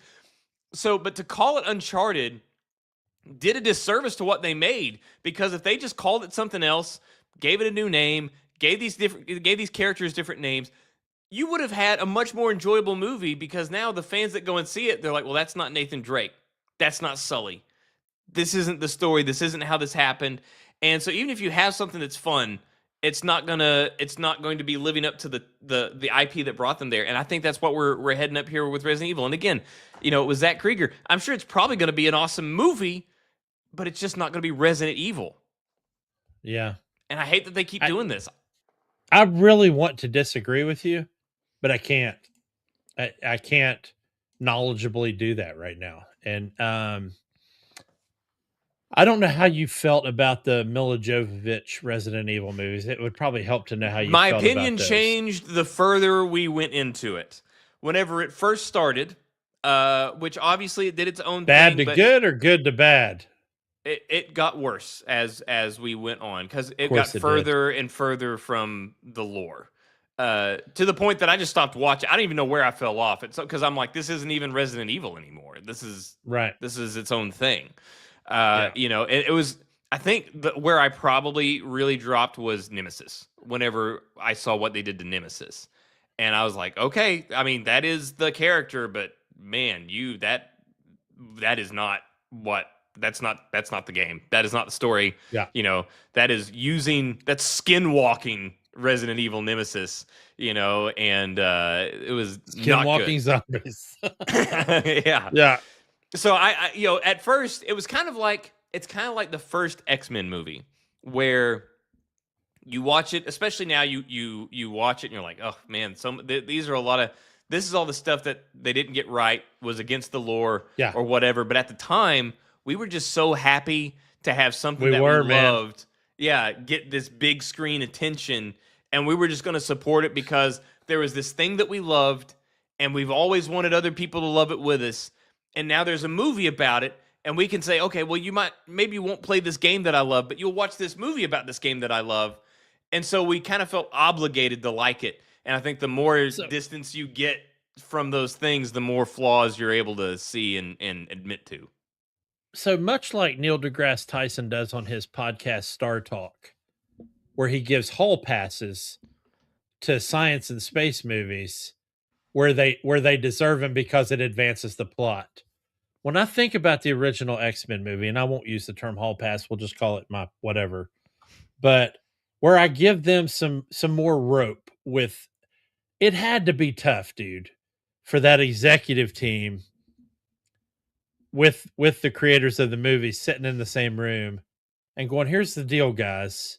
Not, believe it or not everybody reads comic books. I know that your guys are going to find that hard to believe, but not everybody reads comic books. In fact, around their friends, they're going to need to say that no, only kids read comic books. But maybe they love action movies with a sci-fi twist. We need to sell tickets to both of those groups. So we gotta have this compromise where we give the comic nerds a little bit of what they want, and we give the people that don't give a shit a little bit of what they want. Maybe we'll have a movie. And you couldn't have said it any better when you said, we were just happy to have something. Because at the time, I think what we had as Marvel wise, we had X-Men, we had the Blade franchise kind of going. We had a really shitty Incredible Hulk movie, which is unfortunate because I like Eric Bana. The Incredible Hulk movie wasn't even, this X-Men predated that movie. Even the Eric Bana Incredible Hulk, it predated that. Oh, wow. Okay, so yeah, and then we had David Hasselhoff as Nick Fury at some point way before that. But there was no MCU. This was like the first thing where we were like, we just want people to see it, man. Yeah. So yeah, I did like it. Yeah, they screwed some shit up in that movie, no doubt. And when you're telling a first X-Men story, to not have the original 4 X-Men felt kind of weird for me. But I'm a comics nerd, so it was one of those things. But yeah, I agree with you. It was also at the height of, and granted, this still happens today for sure. But it's certainly less so now. But it was at the height of whenever the studio would say, okay, they get the script or the dailies, and they'd be like, you know what? I'm seeing the script and I'm seeing the dailies, looks cool, but you know what? Kids like cats. Kids like cats in movies. This movie needs a cat. Put a cat in your movie.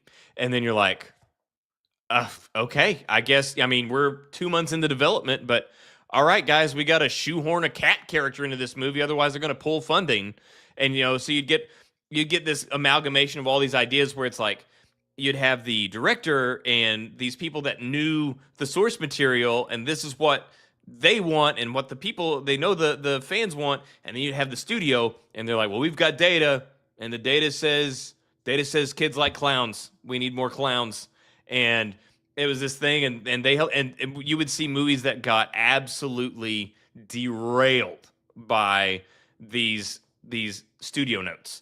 Where they bring these people in these rooms and they do the dials with the testing runs on probably some of those dailies, and weird shit like that. I'm sure it happened with Cyclops' visor, and they're like, can they look more like Oakley's, because the whole Geordie LaForge thing is not gonna fly, dude. We need they need to look like blades, Oakley blades. Let's do that. Yeah, so many of the producers back then, they were like Ubisoft is now, where they would have data, but they always made the wrong conclusions from the data that they had available to them. So yeah, it was the X-Men movie was kind of it was a weird time. The superhero movie wasn't really a thing, and then so many of these, all of these sort of, anytime there was like a license, same thing with the licensed game. And I still say that Arkham Asylum was the thing that turned it around in video games, was anytime there was a licensed movie or a licensed game, the assumption was it's going to suck because it's going to be nothing but producer notes or whatever. So there was a time whenever like that, the license rights, you had these IP, Batman, X-Men, whatever, compared to now, it would be cheap because they knew that you were just going to create slop. They just needed a revenue source. Hey, give us some money for this, and so they would buy this license, they'd crank out crap, and so we all knew as gamers, oh, this is a licensed IP, then I'll just skip this one. It's going to suck. And then Arkham Knight happened, and then it's like, oh my God, this is good. And dude, the Arkham games were the gold standard. Yeah, and then they still are. And I'm sure that so many of these license holders, the Warner Brothers and all these people, DC, of course, I think this is prior to Warner Brothers buying them, but DC, Marvel, all these different people, they like loved the fact that Arkham Asylum did so well because now whenever we sell this to a game developer, we can charge more money for it because now it's more valuable. And now when you see not even necessarily a superhero game, just an action game, much like Souls-like is a thing, you see this is Arkham style combat. You hear that term when somebody's talking about an action game. This is like, oh, it's very Arkham style combat. That's how you know you set the standard. Oh, yeah. And so I do have a weird question for you while we're on this topic, and I feel like you probably didn't like any of them, but if you had to pick your favorite of the OG 3 X-Men movies, which one would it be? No, so I did like them. I just now it's easier to see their flaws now. Like you said, you get hall passes. You're like, okay, well, that's not really how the relationship between Sabretooth and Logan was, and these kinds of things, and whatever. So you let things go. Like you said, people were missing from like, hey, where's Angel? Where's where's Beast? Yeah. What's going on? So you overlook these things, but I think it would have to be story-wise. I think the strongest actually was the first one. Whenever it comes to story and execution, but as far as my favorite, like if I was to have three of the three lined up in front of me right now, and I was pick one to watch, it'd be X2, dude. It'd be X2. Nightcrawler was always one of my favorite characters in the comics and the cartoon, and then to actually see them use his power in an offensive way that made a character that seemed always more of like a support character in the comics and the cartoons looked like an OP world beater in that movie in the opening scene, dude. The White House infiltration scene was legit. All timer for any superhero movie. That was a legit scene. Love it. Here's another quick one. I'm trying to create tangents here, as you can see. But, of the Wolverine movies, X-Men Origins Wolverine or the Wolverine, which one of your favorite is your favorite of those two? And hold on, before you answer, you have to discount the whole absolute butchering of Deadpool in X-Men Origins Wolverine. So that plot needs to come away. So now compare it to X-Men Origins Wolverine minus the Deadpool bullshit. Well, there was Wolverine. one other film in that chronology, though. Am I missing one? You are. Logan. Oh shit! And Logan would be not counting Logan because that one was hands down the best. No contest. Of the two that I mentioned, what was your favorite of those two? Yeah, because Logan would win hands down. Okay, so it was the Wolverine. That was when we went back to Japan, right? That was the Silver Samurai storyline. Yes. Yeah. I would say Probably that one, because it wasn't just Deadpool that they butchered in Origins. They screwed up so many in X Factor. Gambit. Yeah, the Gambit. Like I was happy to see Zero. Gambit, but I didn't like the way that, like, why does Gambit have a fedora? You know, like, so yeah, I would have to go with the Wolverine where he goes back to Japan. That would be It's my sad preference too of the two. because I really felt like Liev Schreiber's Sabretooth. It's just because I like the actor. He brought such a gravitas to that. He's like the only saving grace really in that whole movie. It's unfortunate. That and getting to see the absolute A to B to Z of Wolverine getting his adamantium. So I thought that was excellent. But yeah, the Silver Samurai, the acting in that was fantastic with everyone. Yeah, it was much better. Much yeah. better. And we got that little tease at the end where he opens up the briefcase and we got the with tease my suit. of the My Wolverine suit. Yeah. Yep, the brown and gold. Yes. Love it. Sad we never got to see that. I was really hoping actually we did versus Wolverine and that he would Deadpool actually versus walk out. Yeah. That would have been cool at the end if he'd have walked out in that suit. That would. Well, we did get to see it. It was very brief though. It was one of his like alternate so we got like 20 seconds of him in that brown suit. Yeah. Sucked. Anyway. All right, we could. Yeah, man. Sorry, I didn't mean to hijack your topic there. No, I didn't have a topic. We were just talking about. Were we the still Kriegers talking thing, about Resident Evil? Well, we kind of wrapped that up, and then we just kind of went on to something else. So I think we've established the point so many times about like hijacking IPs. You know, like why do it? I think it's a net negative. Like, and again, this is a situation where so many times we see IPs where they use the IP, they use the name, use character names, whatever, and then they make a subpar product, and then everything is cheapened by it. This is a situation where, given the work that I've seen out of this writer and director, I think that's probably going to be a great movie. I just hate that it's going to be Resident Evil because they've said, yeah, we want him to do something completely different. Like, okay, well then just call it something else. Just start your own thing. You know, like I just don't know why you have to attach an IP to it, especially whenever you don't have anything other than the name Resident Evil. All the rest of the IP is gone because it sounds like I said, there's probably not going to be a T-Virus. There's probably going to be no Jill Valentine. There's probably going to be no Leon Kennedy. There's probably not going to be none of this stuff except the name Resident Evil. Is that really worth like doing all of this?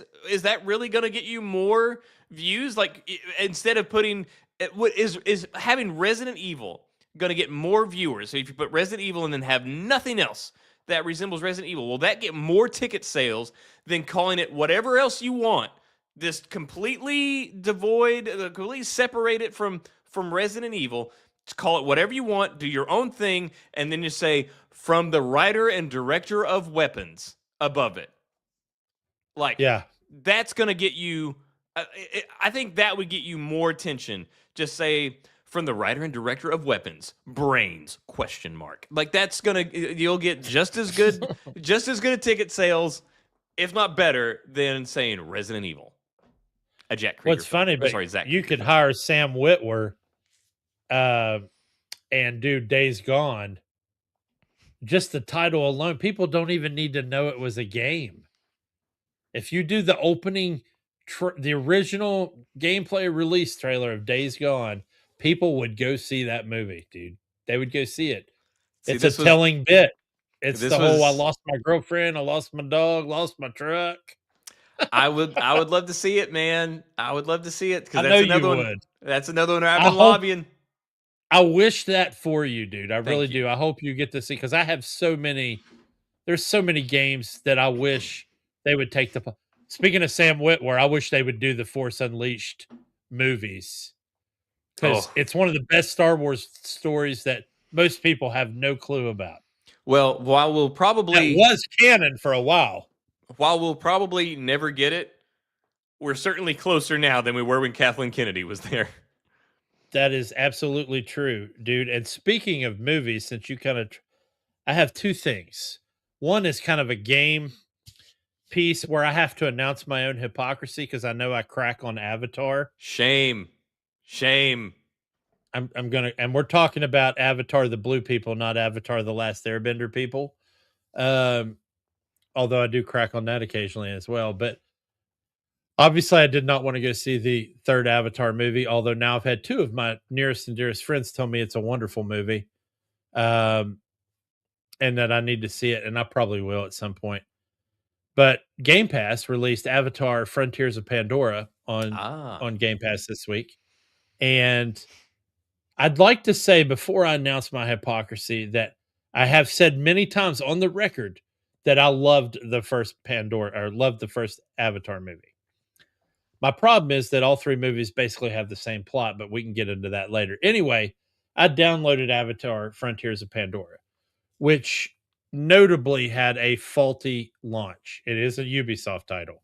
After all. However, that being said, with all the updates, and even if you do the whole YouTube thing that a lot of gamers do, where it's like, I'm playing Avatar in 2026, what's it like kind of thing, as your search, it's arguably agreed upon by many that has come out of that bad launch state. It is now a fun game to play.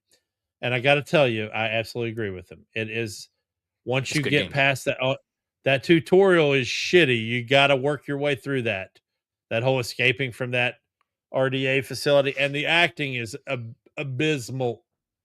But the gameplay, when you get out into Pandora, especially after you get your freaking bird thing, what are them things called? I can't remember the things right off the top of my head. Says the Avatar fan. After you get your bird thing, fantastic. That whole everything after that is fantastic. I don't have any of the DLC. All I got was like the standard edition with Game Pass. Well, even if you don't have the DLC, they actually just released an update like a few weeks ago that everybody got, and that gives you, like, if you want the third person perspective, like before. Yes, I'm playing in third person. Yeah, so I went and I downloaded it a few weeks ago whenever they released that, so that I could play in third person, because prior to that wasn't an option. You didn't get to play in third person. So that's only been a thing available for a few weeks. And so that's there now. And yeah, I love it.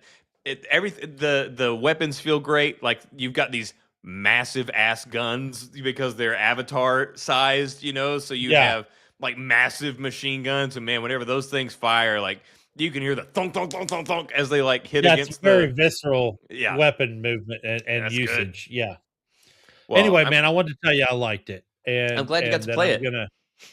I'm hoping to finish that one, so, because it's just been really fun to play. It was actually a shocker for me how good it is, and the floating islands. But I always love exploration in any open world game. Anyway, I'm a sucker for it. But the other movie thing was a movie that snuck up on me. Obviously, you knew about it. We both have actors that we basically follow no matter what they're in. I know one of your favorites is Guy Pearce, and I know one of your favorites is the guy I'm going to bring up too. But Sam Rockwell, who's one of my favorite actors, whether he's being comedic or it's a drama or it's super serious or whatever comedy. It is. Yeah, you already mentioned comedic. Yeah, but I love he can do it all. He always finds a reason to dance in every movie he's in, which I think is a funny little gimmick of his. I even loved him in Argyle, which was with Bryce Dallas Howard. I thought it was a great movie. Henry Cavill, Dua Lipa. There's a bunch of people in it. Not a fan of Henry Cavill's haircut in that movie, though. That was a. Neither am I. But, that was a weird look for Henry Cavill. I digress, because yes, it was weird, and that's saying a lot because he's had some unique haircuts over his time. But he's in a movie called Good Luck, Have Fun, Don't Die, which basically serves as an indictment of our technology progression and how we're moving too fast with artificial intelligence and tech. And he is a time traveler from the future that lands in a diner and has to enlist the help of the customers in the diner to go to the future to help him defeat this terrible AI, whatever it is. It caught me by surprise. I was like, what is this? I hadn't seen anything on it. So it's not playing locally for me, so I'd have to drive to try to find it, or wait till it comes out. I bet it's playing down here, Digital. sir. But yeah, it very well may be, and I'll check. But yeah, we may do a Grab hardcore Rob casual. We'll and- have to do a Yeah. hardcore casual like movie day. Yeah. And follow that up with beers and pretzels. Yeah, 903. Yeah, but anyway, yeah, I really want to see it. I don't know what I'll accept your 2 cents now. Sure. Well, I very gracious. No, Moving like on. You said, no, sorry. no, like you said, Sam Rockwell. Sam Rockwell is great. I think that he is. He's an interesting actor in that there are some actors that you employ, like Christopher Walken. You employ because they're Christopher Walken, and you want them to be Christopher Walken. You need that voice. Yeah, you just like there. So there are some actors that get hired to be themselves, where it's like I paid you to be Christopher Walken. I'm paying you to be Will Smith. I'm paying you to be whoever. Yeah. Then there's Jason other Statham. actors. Yeah. Then Jason Statham is a good one. Then there's other actors. Every movie's the same movie. Yeah. Then there's other actors that you hire to become somebody. Right. Leonardo DiCaprio or Mark Christian Ruffalo, Christian Bale. Yeah, like I want you to become. actors. Yeah, or not even just method, but just somebody that can. Yeah. They're different every time. They're different, and it's really interesting because Sam Rockwell is always Sam Rockwell, but he's always a different version of Sam Rockwell. Correct. He's this weird middle ground between when you go to any Sam Rockwell movie, you're going to get some Sam Rockwell that you love, but there's going to be a whole lot of other stuff that you don't expect to come with it. And so I'm very excited about this movie. I think it's going to be, I love it whenever he picks these really interesting premises for his movies. I know this is something that we have said numerous times on this show, but if you have not seen Moon, go watch Moon. Man. So we've said this like 50 million times. I know that movie is, and I'll say it as many more as we need to, because if you haven't seen Moon, go watch Moon. I got to tell you right now, if there's a book list called The Greatest American Novels or whatever, and there's like 100 of them and it never changes. But I got to tell you, that movie, if you had a movie list of the same movies, that movie deserves to be on there because of what it does, the way it charts the human condition. There's no. Sorry, I'll let you go, sorry, I was clearing my throat. No, go talk. No, I'm just saying the way Sam Rockwell can play the entirety of the human condition is, he lays down a framework. Hey, this is how you get through the complete expanse of the human mind and the psyche and every single emotion and every little tiny layer inside of every one of them. And you don't see movies like that, dude. You just don't. And I have to assume, just I've kind of kept a lot of my knowledge of Good Luck, Have Fun, Don't Die. I've intentionally not looked too much into it because I wanted to. Obviously. Yeah, I want to kind of like leave as much for when I see it as possible. Like whenever there's a movie that I'm really excited about, unless it's one that I know that like Marvel's famous for like misdirecting in their trailers. But if there's a movie that I know that I'm going to see and I'll avoid trailers even, to just try to stay as fresh as possible. And but I feel like this is going to be one that's up there with Moon as far as I feel like it's probably setting us up for something, and that we're probably going to get more than a couple of hard right or left turns along the way where it sets us up for something and then it gives us something else. Yeah, absolutely. Because he's so good at doing that and setting that up. So yeah, I am on board with this because, like you said, it's time travel, and I love time travel. You love time travel, and it's Sam Rockwell. And to see Sam Rockwell, anytime that we get to see Sam Rockwell be a different character, try his hand at something new and unique, I don't know, it's always a treat. So yeah, I'm excited. I'm looking forward. It sounds like, I guess it releases this weekend. I think it released on the 13th. Okay.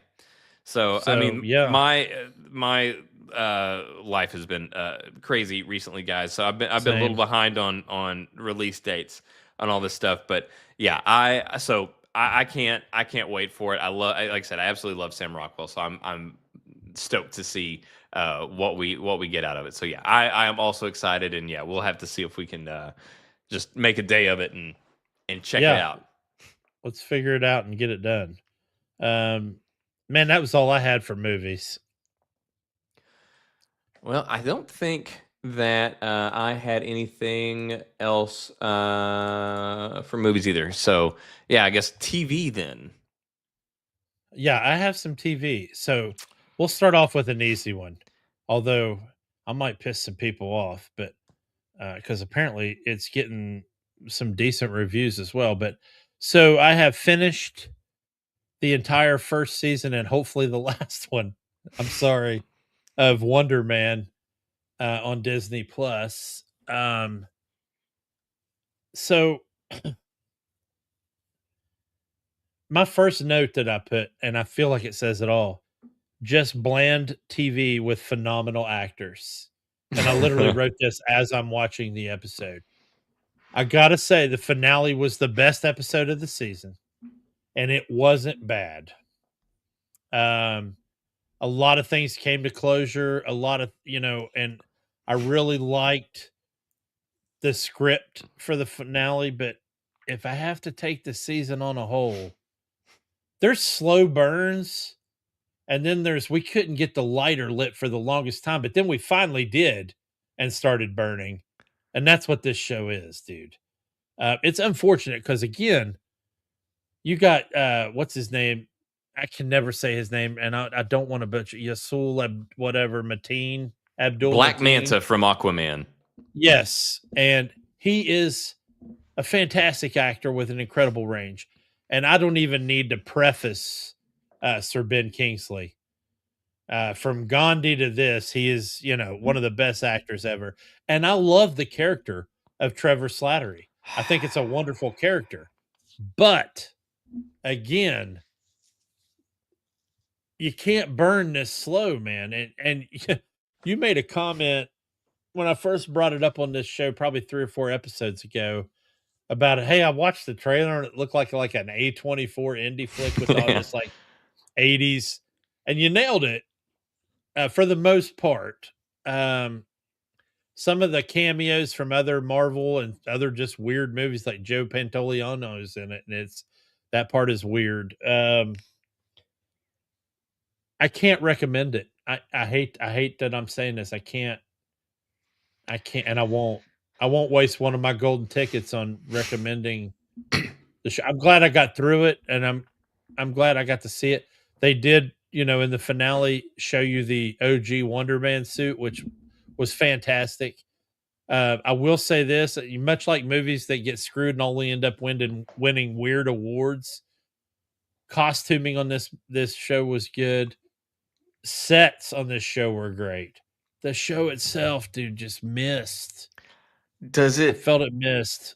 Does it matter? Like if you look at the grand scheme of where we are in the MCU, like does anything that happened in this show matter to the greater MCU? Does it have an impact on anything? No, at all. Not even close. In fact, the show was billed as the cure for superhero fatigue. And in fact, it was proof that it was terminal. It was, proof that we had pulled the plug and that they had a do not resuscitate clause in their contract. So DNRs aside, I cannot.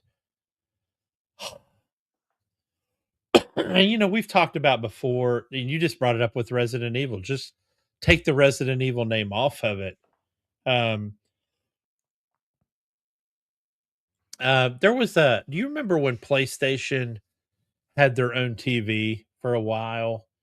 There was a show with Charlton Copley called Powers. That is how you do a cure for superhero fatigue television show. It's no hero that you know. These were all and they're all vintage heroes that are way past their prime.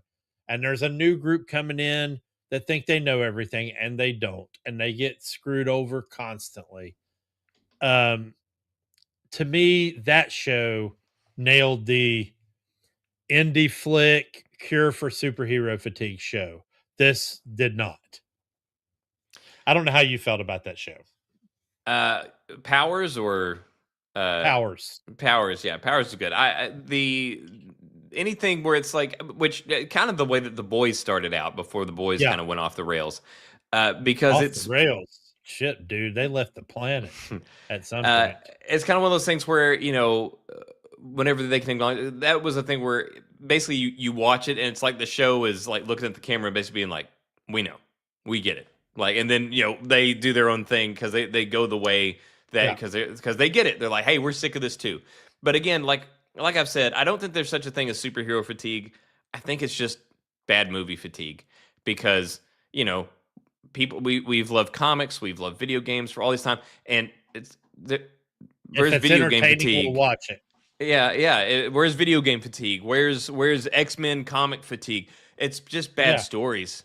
That's what's killing us. And then I think also one of the things is that it's too big, which I think the MCU, my theory is that that's where we're headed with this whole Doctor Doom saga that we're doing, is that basically it's going to collapse all of the universes together, and then we're going to start and we're going to have a thing here. But if that's what happens and we start with another core base of people, everything restarts, we reboot everything, they have to keep it very manicured, very, very manicured, because what we've done where we have all these random people, you stop caring and it stops being impressive, where, like I said, it stops making sense.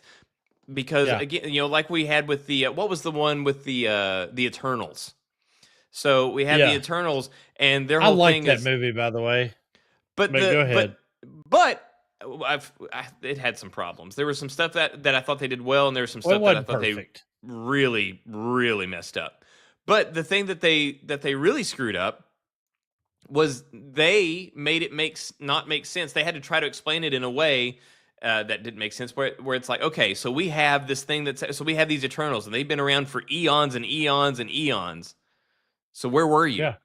You were protectors. What? All this stuff has happened in the MCU. Where were you? Like, if this is your job and you weren't here, where? So that's what makes this not make any sense. Is the same reason we say, like, hey, if you're going to do these smaller things, like what I love Daredevil. I love the smaller story too. What I didn't like was whenever they did Ant-Man, and Ant-Man has these world-ending threats in it. That's like having Daredevil, and there's like a galactic level threat that Daredevil has to defeat. And Where's Daredevil everybody else? Handle that, right? But the whole thing is, like, if it's a galactic level threat, where's everybody else? Where's Wolverine? Where's Deadpool? Get everybody that you know. Get the X-Men. Get the X Factor. Get everybody with an above average KD on fire everything. Yeah, get everybody, man. It's not just gonna be Daredevil flipping his staff around. Well, dude, there's no suspension of disbelief if you had Galactus hit the planet and Daredevil was our answer by himself. So nobody's gonna buy that shit, dude. Exactly. So you gotta, and to be clear, anybody that hasn't watched Daredevil, they have not done that. Just to be clear, no, they haven't. But Daredevil's fantastic. But they have done it with other characters and stuff like that. So we have too many characters where it's so many that you stop caring. Where, I mean, how many shows? What happened with Arrow? Whenever Arrow started off so great, and then then you got Team Arrow, and then it just got to the point where it's like, how many people are here anymore? Is there even enough room for all these people in the same building? Yeah, and then they had Flash, which I love the first 3 seasons of Flash. And then they decided, hey, every season we're going to give somebody new superpowers. And before it was the end, Flash had lost his... Nobody gave a fuck, dude. I'm sorry, pardon my French, but, nobody cared anymore. Well, that's like, okay, hey, let's make a show about Wolverine. Okay, we'll make a show about Wolverine, and we'll follow Wolverine's origins. Great. Sounds awesome. Okay, by season 4, everybody has claws and everybody can heal. Okay? Yeah. Let's do that. Okay, now let's go. All right, so season 4 through season 10, everybody has claws, everybody can heal, and there's 12 people at the compound. Who cares anymore? Who cares? Right. Because that was the thing with the Flash. The reason people stopped caring is because everybody had powers, and then like 9 out of every 10 of those powers was speed. Yeah. It's like, Yeah, the one time that they had a season where the big bad wasn't a speedster, which was the Thinker, which I thought was pretty decent for the most of it. Unfortunately, they gave too many supporting characters powers, which pissed me off. But and then don't even get me started on Iris. That was the most annoying character of all time. But you see, the thing that worries me about Doomsday, though, because you brought it up, is that DC did that already with Crisis on Infinite Earths in the comics, and then launched New 52, which didn't do very well. And so Doomsday's got me worried, man. I'll be honest with you, it's got me worried. well, I mean, I love who's in it so far, but it's they I'm did it in the concerned. comics as well. They did it in the comics as well. And I mean, all comics Yeah. do this. They get to a point where they become too big, they Yeah. become too bloated. So they do something that it doesn't always have to be some galactic world-ending event, but they always Yeah. do something to reset it so they can get another issue 1, so that they can get new readers and People and love go off issue ones, bro. If Yeah, you're a comic people fan, love issue 1s. we So love they- number 1 issues. Yeah, so they've done it a lot. It's just a matter of we have seen the MCU, much like Bungie, go from the highest highs to be mismanaged into the dirt. And now, there was a time that I said it was after the first Guardians of the Galaxy movie, and I was like, I was nervous that they weren't going to be able to nail it. We've got a talking refreshing raccoon, we've got a movie. live tree. And then they nailed What a it. refreshing movie. Yeah, and then Soundtrack. Carried everything that was shit, great. man. Everything was great. And I was like, okay, I'm going to stop doubting Marvel. And then not long after that, Marvel started giving me cause to doubt them. So I went from being like all on board where I'm like, I will just trust them, to now I don't trust anything that they do. Now they have to prove my suspicions incorrect. We are starting off on a bad foot with anything that they do. So Doomsday, I am nervous. My expectations are below 0 right now. Like you have to convince me that what you're doing is worth it now. The worst part is, in their defense, I think they know that. I think they know they have to earn the trust. And what's worse is I think they're still going to screw that up. Yep. It would not surprise me at all. Which is insane. One of the things that okay, here we go. So we have had they've gotten X-Men back. They bought. Let us not forget, why did Disney buy Fox, Jay? They bought Fox to get X-Men back. Yes, correct. correct. Fox had bought the license. This is back before Marvel was owned by Disney. Marvel had licensed out, and these license deals were awful. That's the reason that Sony is still making Spider-Man, because there was no time limit on it. They have the Spider-Man license in perpetuity. All they have to do, and what does in perpetuity mean? Forever. Yeah, all they have to do is have another movie in production. Like, in some point, oh, we're developing the story. Oh, we're doing this. So Fox had that deal with X-Men, and they had offered them so much money over years. But then they finally they had made billion-dollar offers for Fantastic Four and X-Men to get those rights back. And then eventually they just stopped making offers to get their property back, and they just bought the damn company. So they bought Fox specifically to get X-Men back. And they have owned Fox now for I don't even know how long that was that they bought. Over 10 years ago, right? It might be close to 10 years. It's still been a long time. It's only 6, 7. And we have had you did all this to get the X-Men. There's no X-Men yet. No X-Men even in development. Like, get going. That's what we want. So this reboot, that's one thing. you want people to forget about Chris Evans's Captain America. You want people to forget about Chris Hemsworth and Thor. You want people to forget about give them X-Men. Whenever this all implodes, Chris Evans ain't getting any younger. Okay, and No. you're just gonna have to pay him None even of more them money. are. Yeah, and so Chris Evans is coming back as Captain America, allegedly, supposedly, according to rumors. There's the payroll alone on this movie is unreal. It's got to be through the roof, dude. Hundreds and hundreds of millions of dollars just to make payroll. Think about it this way. RDJ was 41 when he filmed the first Iron Man movie. And I think Chris Evans was probably, I don't know how much longer after. That was the second movie, right? After Iron Man 1 was Captain America First Avenger, right? Maybe? Was it? Or did I feel like that was the next hero. It's so hard now. I don't even remember if that was. It might have been because then I bet he was barely 30. Or maybe even younger. I don't know.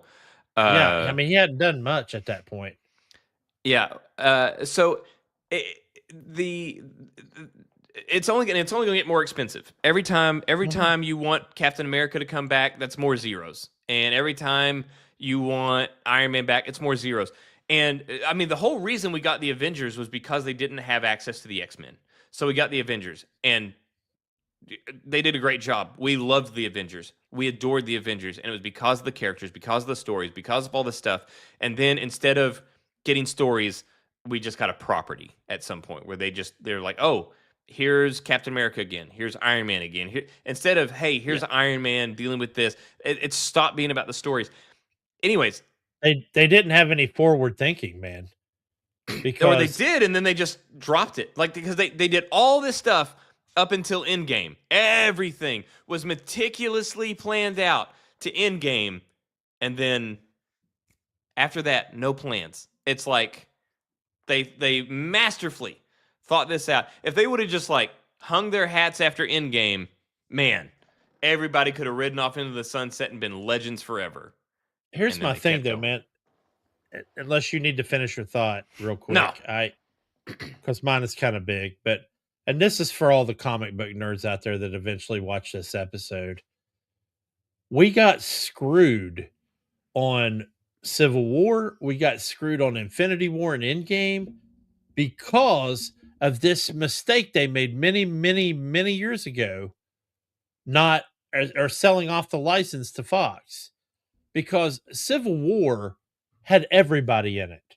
Reed Richards was an integral part of Civil War. In fact, him and Sue Storm split up during the events, and she almost got with Namor. And at some point, she ended up working with the Punisher because of the whole Mutant and Superhero Registration Act. And then Infinity War had we're talking characters that the non-comic book nerds haven't even heard of. Hercules, Giant Man, so many different characters that didn't get introduced because we got an Avengers only, or what I call Civil War Light and Infinity War Light, that only had the Avengers side of the house. It was like we were reading one book in the crossover. It's like we were just reading the Avengers arc of the crossover that went across all the properties. Or like I do when I watch Lord of the Rings, and I just skip all the Frodo and Sam parts. Well, that's an interesting approach. Definitely be a lot shorter. It gets me through them quicker, and I don't have to worry about Sam playing with Frodo's butt and all kinds of crap and sausages and potatoes. Plus, I already know what happens on that part of the story. Anyway. Well, bottom line, I hope that they do X-Men. That's really it. That's what I'm getting to is like whenever if it goes the way that I think that they're going to do, and they do this whole thing and they basically implode all of the universes, and then we get the start of another core new universe that brings in all this stuff, and we no longer have the division because now we have Spider-Man under the roof with an agreement with Sony, and we have X-Men and Fantastic Four under the roof because now they own it again, and all these things, they're going to rework all these things, and start anew, they got to start with X-Men. And they need, like, I know they don't want to. I know they don't want to recast Wolverine. They're going to have to recast Wolverine. Keep Hugh Jackman around, do some spacey, wacy, timey-wimey stuff, and have him, help mentor the next Logan or something. But you got to recast Wolverine. You've got to recast Magneto. You've got to recast Professor X. We need the X-Men. Yeah, I mean, at this point they could use McAvoy and Fassbender for those two, and I mean they're almost old enough now to fit that role. But with Hugh Jackman, and I think the way to go with that is the actual old man Logan with the gray hair, you know what I mean, and the cowboy hat. I really think that's the way you go, sitting on the front porch of a cabin in Alaska somewhere. But yeah, you're absolutely right. I hope, obviously, I'd like to see the Cavalrine. Because yeah, I mean, I think he's going to have his hands full. Nobody else can. Yeah, but I think he's going to have his hands full with all he's got going on. But I think he'd be great. Plus, he's not a spring chicken either, dude. He's getting up there, 43 right now. Yeah, so yeah, it's going to be interesting. So I mean, we'll see. But I know that you had some other things on your TV list, and some that I was going to be a bit of a barrier to. Yeah, so I completed my homework assignment, which was to get through the entire first season of long episodes of One Piece on Netflix. I have finished my season watch, and I would like to highlight some of my favorite story set pieces in that first season. There are characters I fell in love with, and there are characters I don't really like a whole lot. I'm not a big fan of, for instance, Nami. Her attitude doesn't match who she is. She's the one that plays the burglar and like the navigator, and she wants to create a map of the whole world. And then I feel like Monkey D or Luffy or whatever, and Usopp.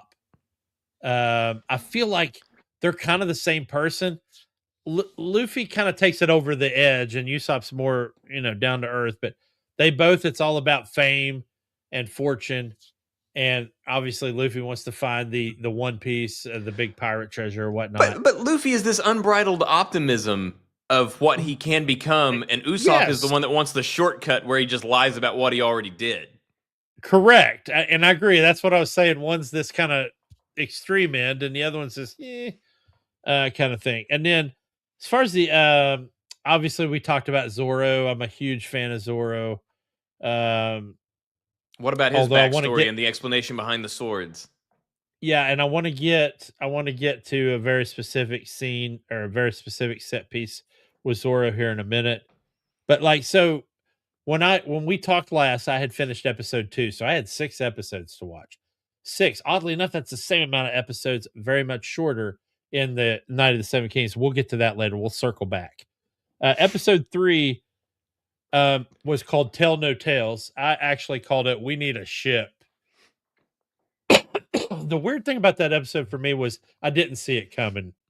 So they end up on this estate that's owned by this girl, Kaya, who's like a sickly orphan, I guess, who has inherited all this money. And her staff is the weirdest house staff I've ever seen in my life. They're super protective. And then, of course, later on, we find out that the butler, and I'm going to say his name wrong, Claudor or whatever, is a turncoat. And he's actually working for is it the Black Cat? The Black Cat gang, I think is who he's working for.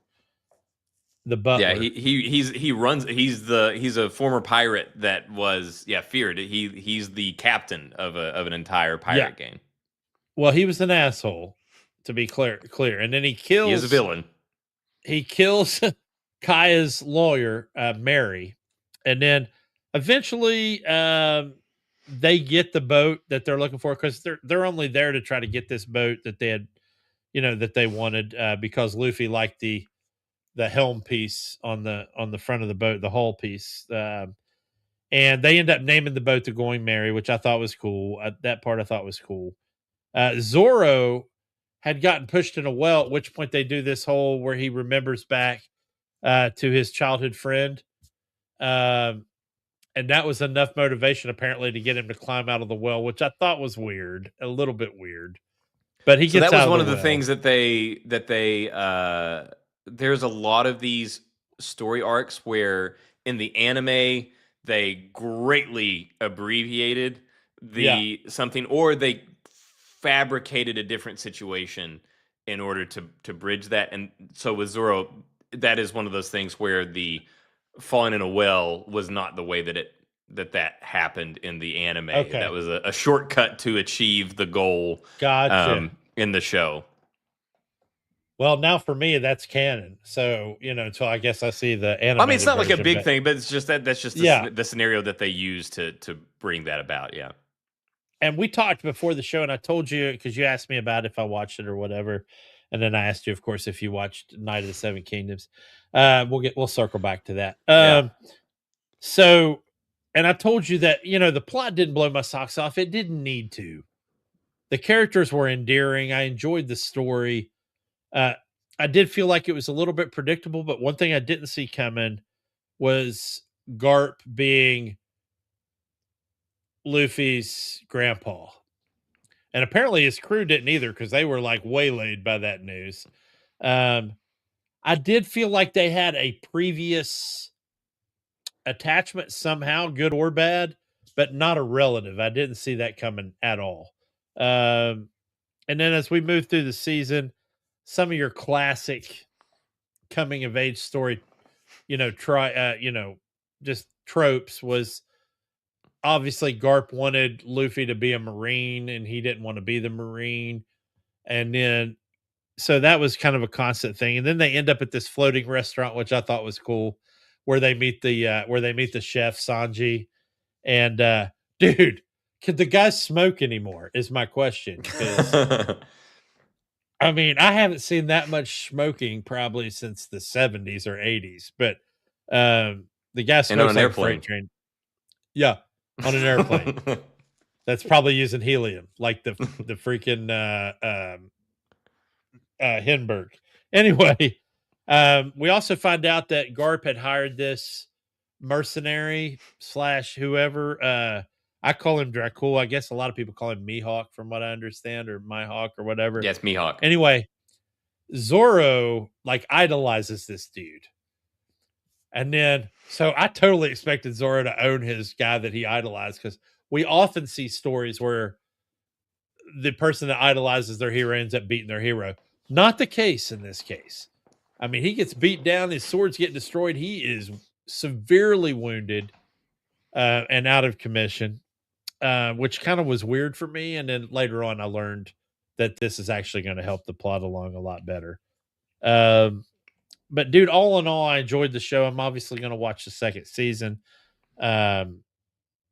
So, plus I always like to do my homework assignments. I was always that kid in school.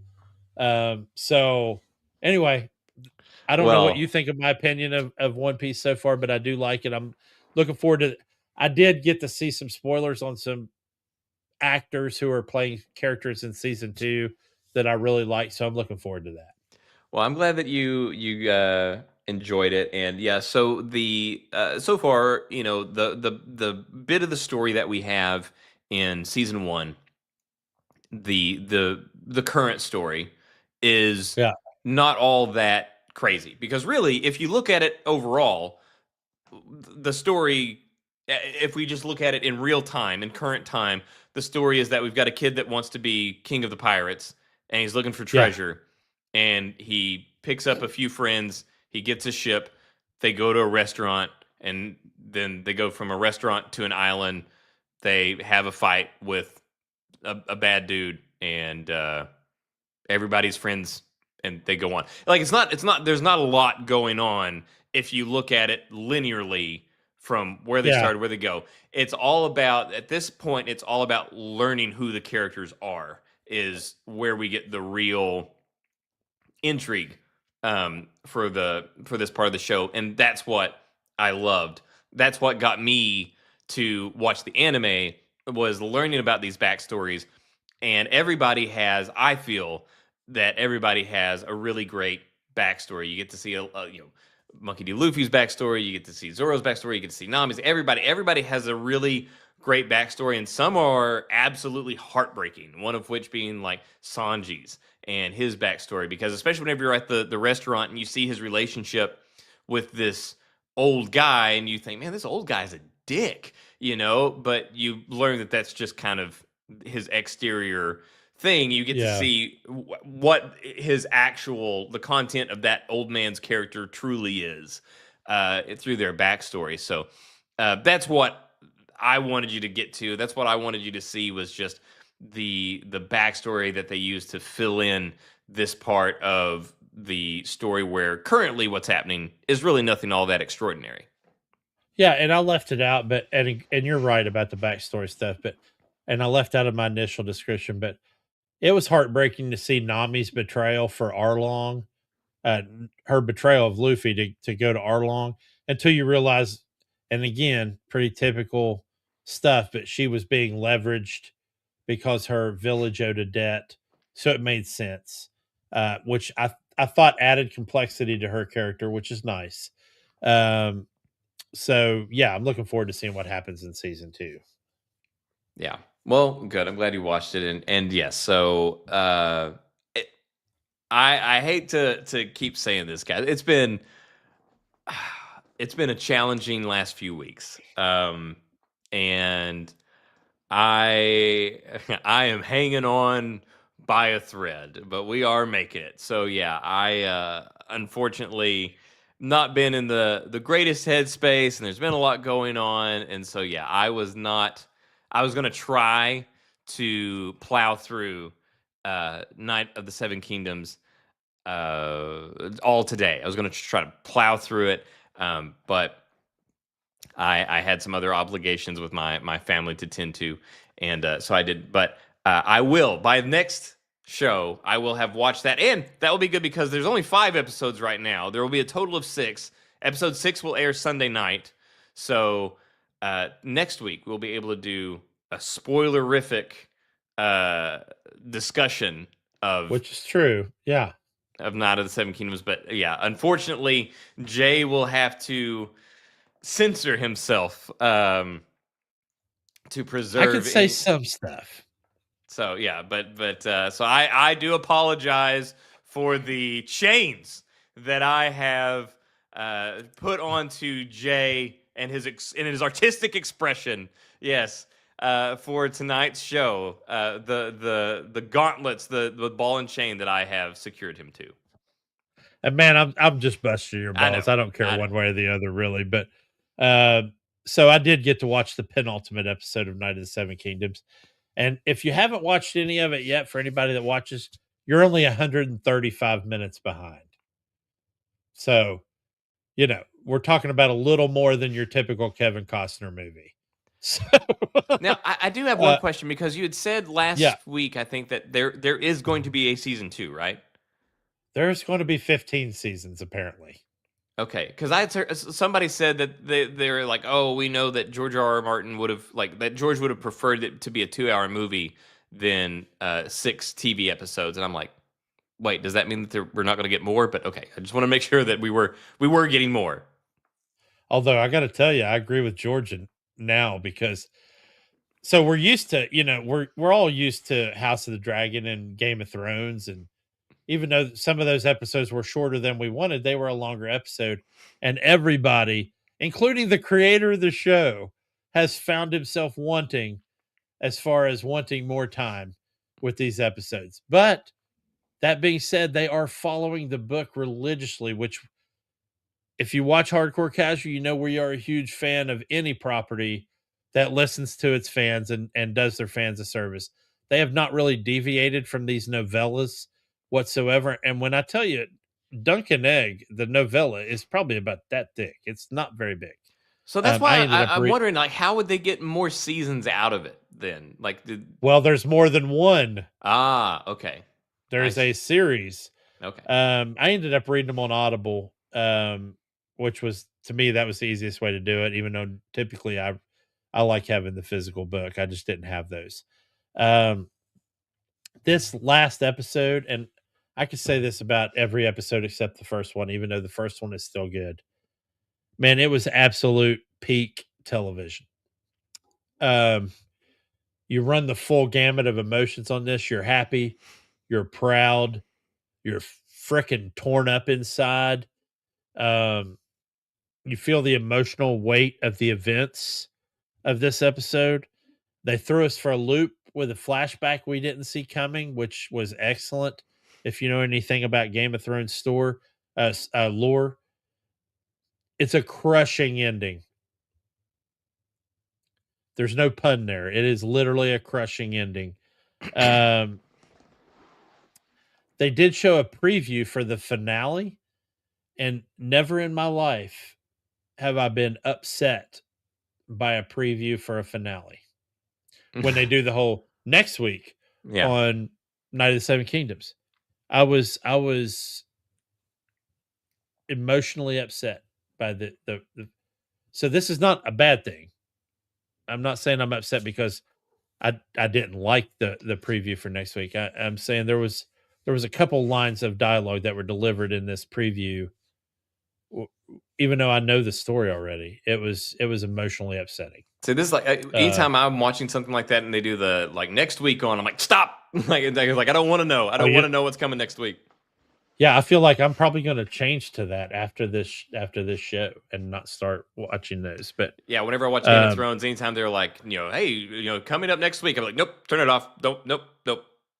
Yeah, the shitty thing is with an HBO show like any of the Game of Thrones have been, they do that preview for next week and then they do bum bum bum inside this week's episode. Yeah. You'd get like 10 minutes. So yeah, if you wanted the behind the scenes stuff, you had to get through the preview. Which that's some of the best stuff so far on this show is getting to hear the background on it. And Ira Parker is an absolute genius. The guy and he's a young dude that's writing and creating this show based on those novellas. And that whole cast the whole staff is, I mean, they're on top of their game, man. So obviously the show's doing well from a viewer and ratings standpoint. So I think you're in for a real treat, man. And you're going to get to do something the rest of us didn't do, which I'm envious of, is get to watch it all at once. Yeah. If I were you 2 hours before the season finale this Sunday, I would just start watching it then. And you'll just get to morph right into. In fact, you might even be able to get up and go get you something to drink and come back refreshed and watch the season finale. Well, I'm looking forward to it because, I mean, you have spoken so highly of it, and then I've heard I don't think I've heard a single negative thing about it from anybody, anywhere. And isn't that amazing? Yeah, and even people that are like generally pretty critical of even a lot of stuff that I've enjoyed, people like the Critical Drinker absolutely adores this show. And so this seems to be one that dude doesn't adore anything. So yeah. Drinker, he doesn't play, man. Drinker is a hard man to please. He's even he has shat on many things that I enjoy, and I love Drinker, but he has hated many a thing that I adored, but he absolutely loves this series. So so even the people that you would usually hear qualms from, I've heard nothing but positive things. So I'm encouraged, and I'm excited to see it, and I'm also excited to kind of, I guess it's after what we got in Game of Thrones, I just kind of got burned out. It's just like we all this build up. It wasn't like the end of Game of Thrones. It wasn't even. I think some people thought it was a lot worse than it was. I think the greatest sin of the last season of Game of Thrones was just that it was so damn boring on so many things. It wasn't like, it just was the creativity. It wasn't like, and then a meteor hit it and everybody died. It wasn't like something like that. It was just so uneventful and so boring and so uncreative that it not just burned. You're just like, well, I just invested all this emotion just for this, I'm not even offended. I'm just like, And so it's exhausting. So to have this, I'm looking forward to maybe getting that feeling back, because even House of the Dragon, which was good, they did the typical HBO thing where they did season 1, and then it took so long for season 2 to come out that I haven't even gotten around to season 2 yet, just because, like, it took so long for it to come out, and then it's still feeling the sting and stuff from the Game of Thrones. So I don't know. I'm excited to kind of have my faith restored in the Game of Thrones universe and just sword and sorcery in general. Season 2 of House of the Dragon is fantastic. And again, that's another one I went into that having read the book Fire and Blood, which actually it's only a small segment of that book, that whole show. But we're about to the super freaking good part in season 3, which comes out in June. We found out today. We didn't get an exact date, but it'll be June of this year that we get season 3, and of course season 4 will be the last season of that show. I'm still super excited about them filming a Aegon the Conqueror show where we actually get to see. We've heard about it so many times. Whether you've read all the books or not, or watched the TV show, the whole Aegon family, they left Valyria, they settled in Dragonstone, him and his 2 sisters conquered the land. I'm super looking forward to that when that comes out too. But yeah, in the meantime, Night of the Seven Kingdoms is my jam. I hope that this is one of the one of those times where whatever chance they took, whatever bets they made, whatever it was that got this show made, because there were a lot of other Game of Thrones related shows that got axed. Some of them it was very early, and some of them it was actually pretty deep in development that they pulled the plug on. Where they were going to run. So whatever it was that got this to the finish line, I hope that they take the right lessons from it. Like, I hope that they, again, like the Ubisoft stuff, I hope that they're getting an overabundance of positive feedback, and I hope that feedback, or that the lesson that they learned from that feedback is not, oh, we're awesome, we can't do anything wrong, look how much they love us. Like, I hope it's mistake. I hope it's like, okay, we, like you said, okay, we stayed loyal to the source material. We got, this writer, we got this director, we did these things to find these people.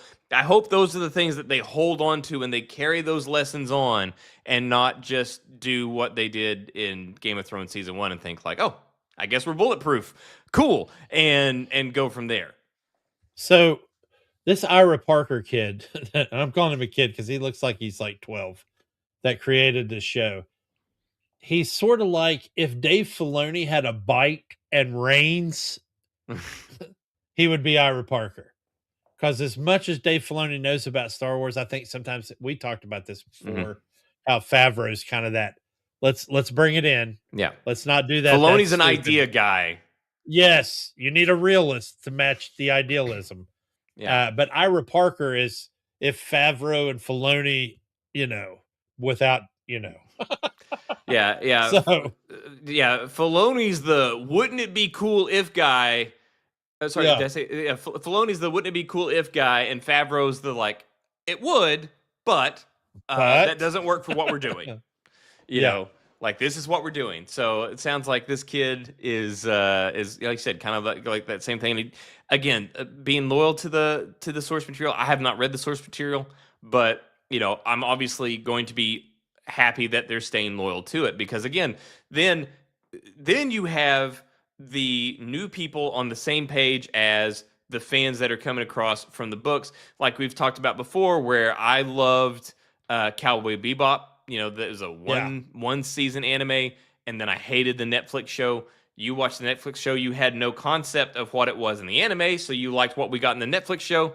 I hated the Netflix show. You enjoyed it. Well, now we're on two different sides because we got two different products that were nothing like one another, where it's like, even if you had no knowledge of the anime, if they would have just been loyal to the source material, then you would have gotten the live action TV show. You would have loved that. And then we could all love the same thing from different angles and like have this bonding moment. Oh, you like this thing? Oh, I like this thing, you know, and we don't get that whenever they continually just go. This has been that's been, I guess, the running theme of this whole show is stick to the lore.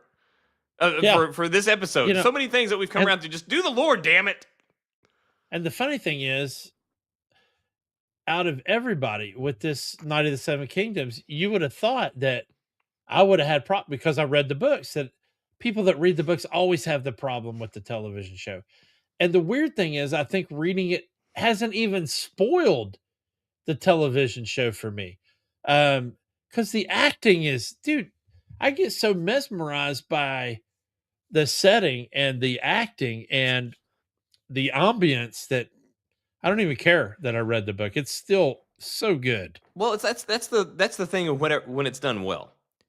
Is Yeah. that whenever it's done well, you are excited, because that's the reason whenever we read a book or we play a game or whatever, we're not disinterested in there being a movie or a TV show because I already know how it goes. We want to see it. We want to see these other avenues. Hey, is what I envisioned. Like if it's a book, hey, is what I want to see that. I want to see like what I envision up here. I just want to see it. I want to like actually see it on TV. I want to know like do they have the same vision I do? And it just becomes even more engrossing. That's like the Dune Part 1 and Part 2. I love those movies, and they are what I envisioned in my head whenever I read the book, and they are incredibly loyal to the narrative of the book. Yeah. There's obviously a bunch of like side stories and things that they can't get into, but the overall narrative they're very loyal to. But I love it because it's so loyal, and I get to see these things that I've previously only imagined or thought of, and now I kind of get to have them here and again share the experience with other people. And if other people like it, we can all enjoy the same thing together and have conversations, even if, oh, I read the book, you watched the movie, whatever. But whenever they don't follow that, I don't know. So yeah, like to have read it, I agree with you. I don't think it's spoiled. I think having knowledge of these things and having something that we love, we want to see it on the screen, and then we want it to be what we loved so that we can share it with everybody else. Which is selfish, but it's still wonderful when it happens. Yeah. You know, but you know, I will tell you the last scene of episode 5, and obviously I'm not going to tell you what any of it is, but it is word for word from the novella. The whole scene. They didn't miss one word. They didn't alter anything. The dialogue and the exposition that's in the book, word for word, which is amazing to me. I couldn't even believe it myself. So, definitely looking forward to Sunday, man. Can't wait to watch that finale. Although I'm bittersweet because I know I'm going to have to wait a while before season 2. But yeah.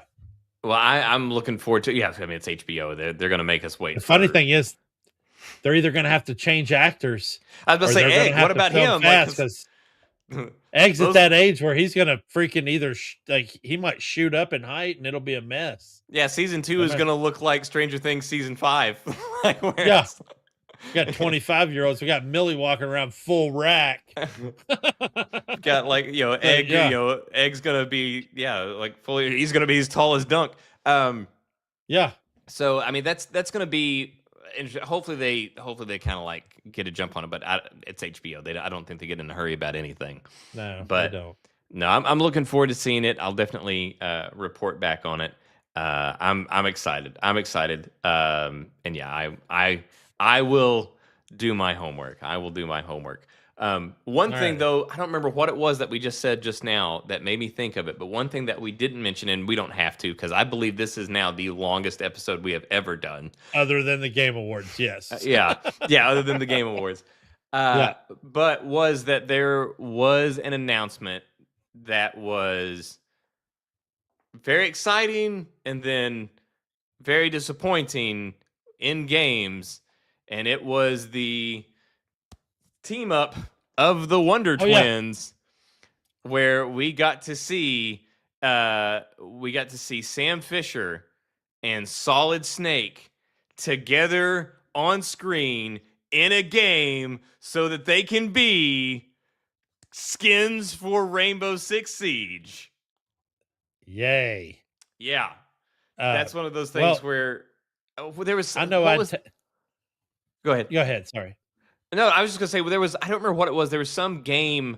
I think it was like a Fortnite-esque kind of game that was with Ubisoft properties or something like that, and they had Sam Fisher as part of that, and I think that game tanked or whatever. But he was like one of the characters that you could play as. But it's like we keep getting this thing where like, hey, we're throwing Sam Fisher as a skin or a playable character in this multiplayer whatever thing. Like, quit doing this. Quit teasing us. Just give us actual Sam Fisher. Yeah, I think you're talking about Defiant, where they had like a bunch of different Ubisoft properties, something like that. Yeah, mixed up as a shooter. It was one called Defiant, but so yeah, we get them in Rainbow Six Siege. They also offered a lot of skins, especially on the Metal Gear side, because I think Revolver Ocelot's a skin, and that ninja from Metal Gear Solid 2 with the like mask and whatnot. Oh yeah, Raiden. Don't get me started. Anyway, yeah, and when I texted you about it, you brought up, I wish we could just get a Sam and Solid Snake game together.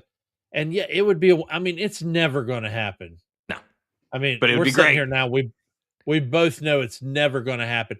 One great line in that trailer for this Rainbow Six crossover: Snake's already there, and then Fisher's coming in late, and he's like, "You took your time." If Snake's like, "You took your time," and he's like, "Yeah, I always take my time," which I thought was cool and very Sam Fisher, because that game was a lot slower and more methodical, I think, than the Metal Gear games. But it would have been funny too if he said, "Yeah, I'm sorry, I couldn't find myself a cardboard box." Yeah, but well, anyway, I would say that if we ever did get that hypothetical game, I would want it to be Solid Snake entering into Sam Fisher's world, and not Sam Fisher entering into Solid Snake's world. Yeah, for multiple reasons. Number one, Sam Fisher's world. Sam Fisher's world is a grounded world with a very straightforward plot. Realistic plot. Yes. Political intrigue, all that stuff, nothing crazy weird out there. No need for LSD for Sam Fisher plot. Yeah, and the fact that if it was in Snake's world, it would be Hideo or Kojima would not be involved in it, obviously. Right. But yeah, to have Snake enter into Sam Fisher's world, that would be amazing, because obviously they both do stealth. That's kind of the main crux of what the gameplay of both of them, but they do it in very different ways. I think it would be super cool to have some sort of thing, whether it was co-op or a thing where you would play different people through, or maybe something like some of the games where you could switch at will. To like, oh, somebody's come to a door I can't get past. Okay, switch to the other character so that you can go wherever and like open the door for them. That kind of like back and forth, like switching at will kind of thing. I don't know, but I would love something like that. And to have it teased, it would be fantastic. To have it teased and then for it to be Rainbow Six Siege, not cool. Not cool. I'll tell you what, I bet Deity Vinge could come up. The guy that does Star Wars Genesis for Starfield. Hey, please. I bet he could take another game and figure out how to give us that game. Do it. Do it with the last Metal Gear game, man. Yeah, absolutely. Sure. That would work too, because we don't have a Blacklist as our closest Splinter Cell game that could possibly do it. So who knows? But man, I got to eat some dinner. All right, yeah. We went long here, but thank you guys for hanging out. Thank you for listening. We are a bit all over the place. Hopefully 2026 finally starts to slow down for both Jay and myself. I know Jay's been run ragged. I have been run ragged. I am tired, and I want to get back to a normal cadence. So hopefully next week, it won't be so skin of our teeth. But thank you so much for humoring us and enjoying our little rants. But anything else in closing, Jay? I don't, man. Night, y'all. Have a great week. All right. Thanks, guys. Appreciate you. I must leave you adieu.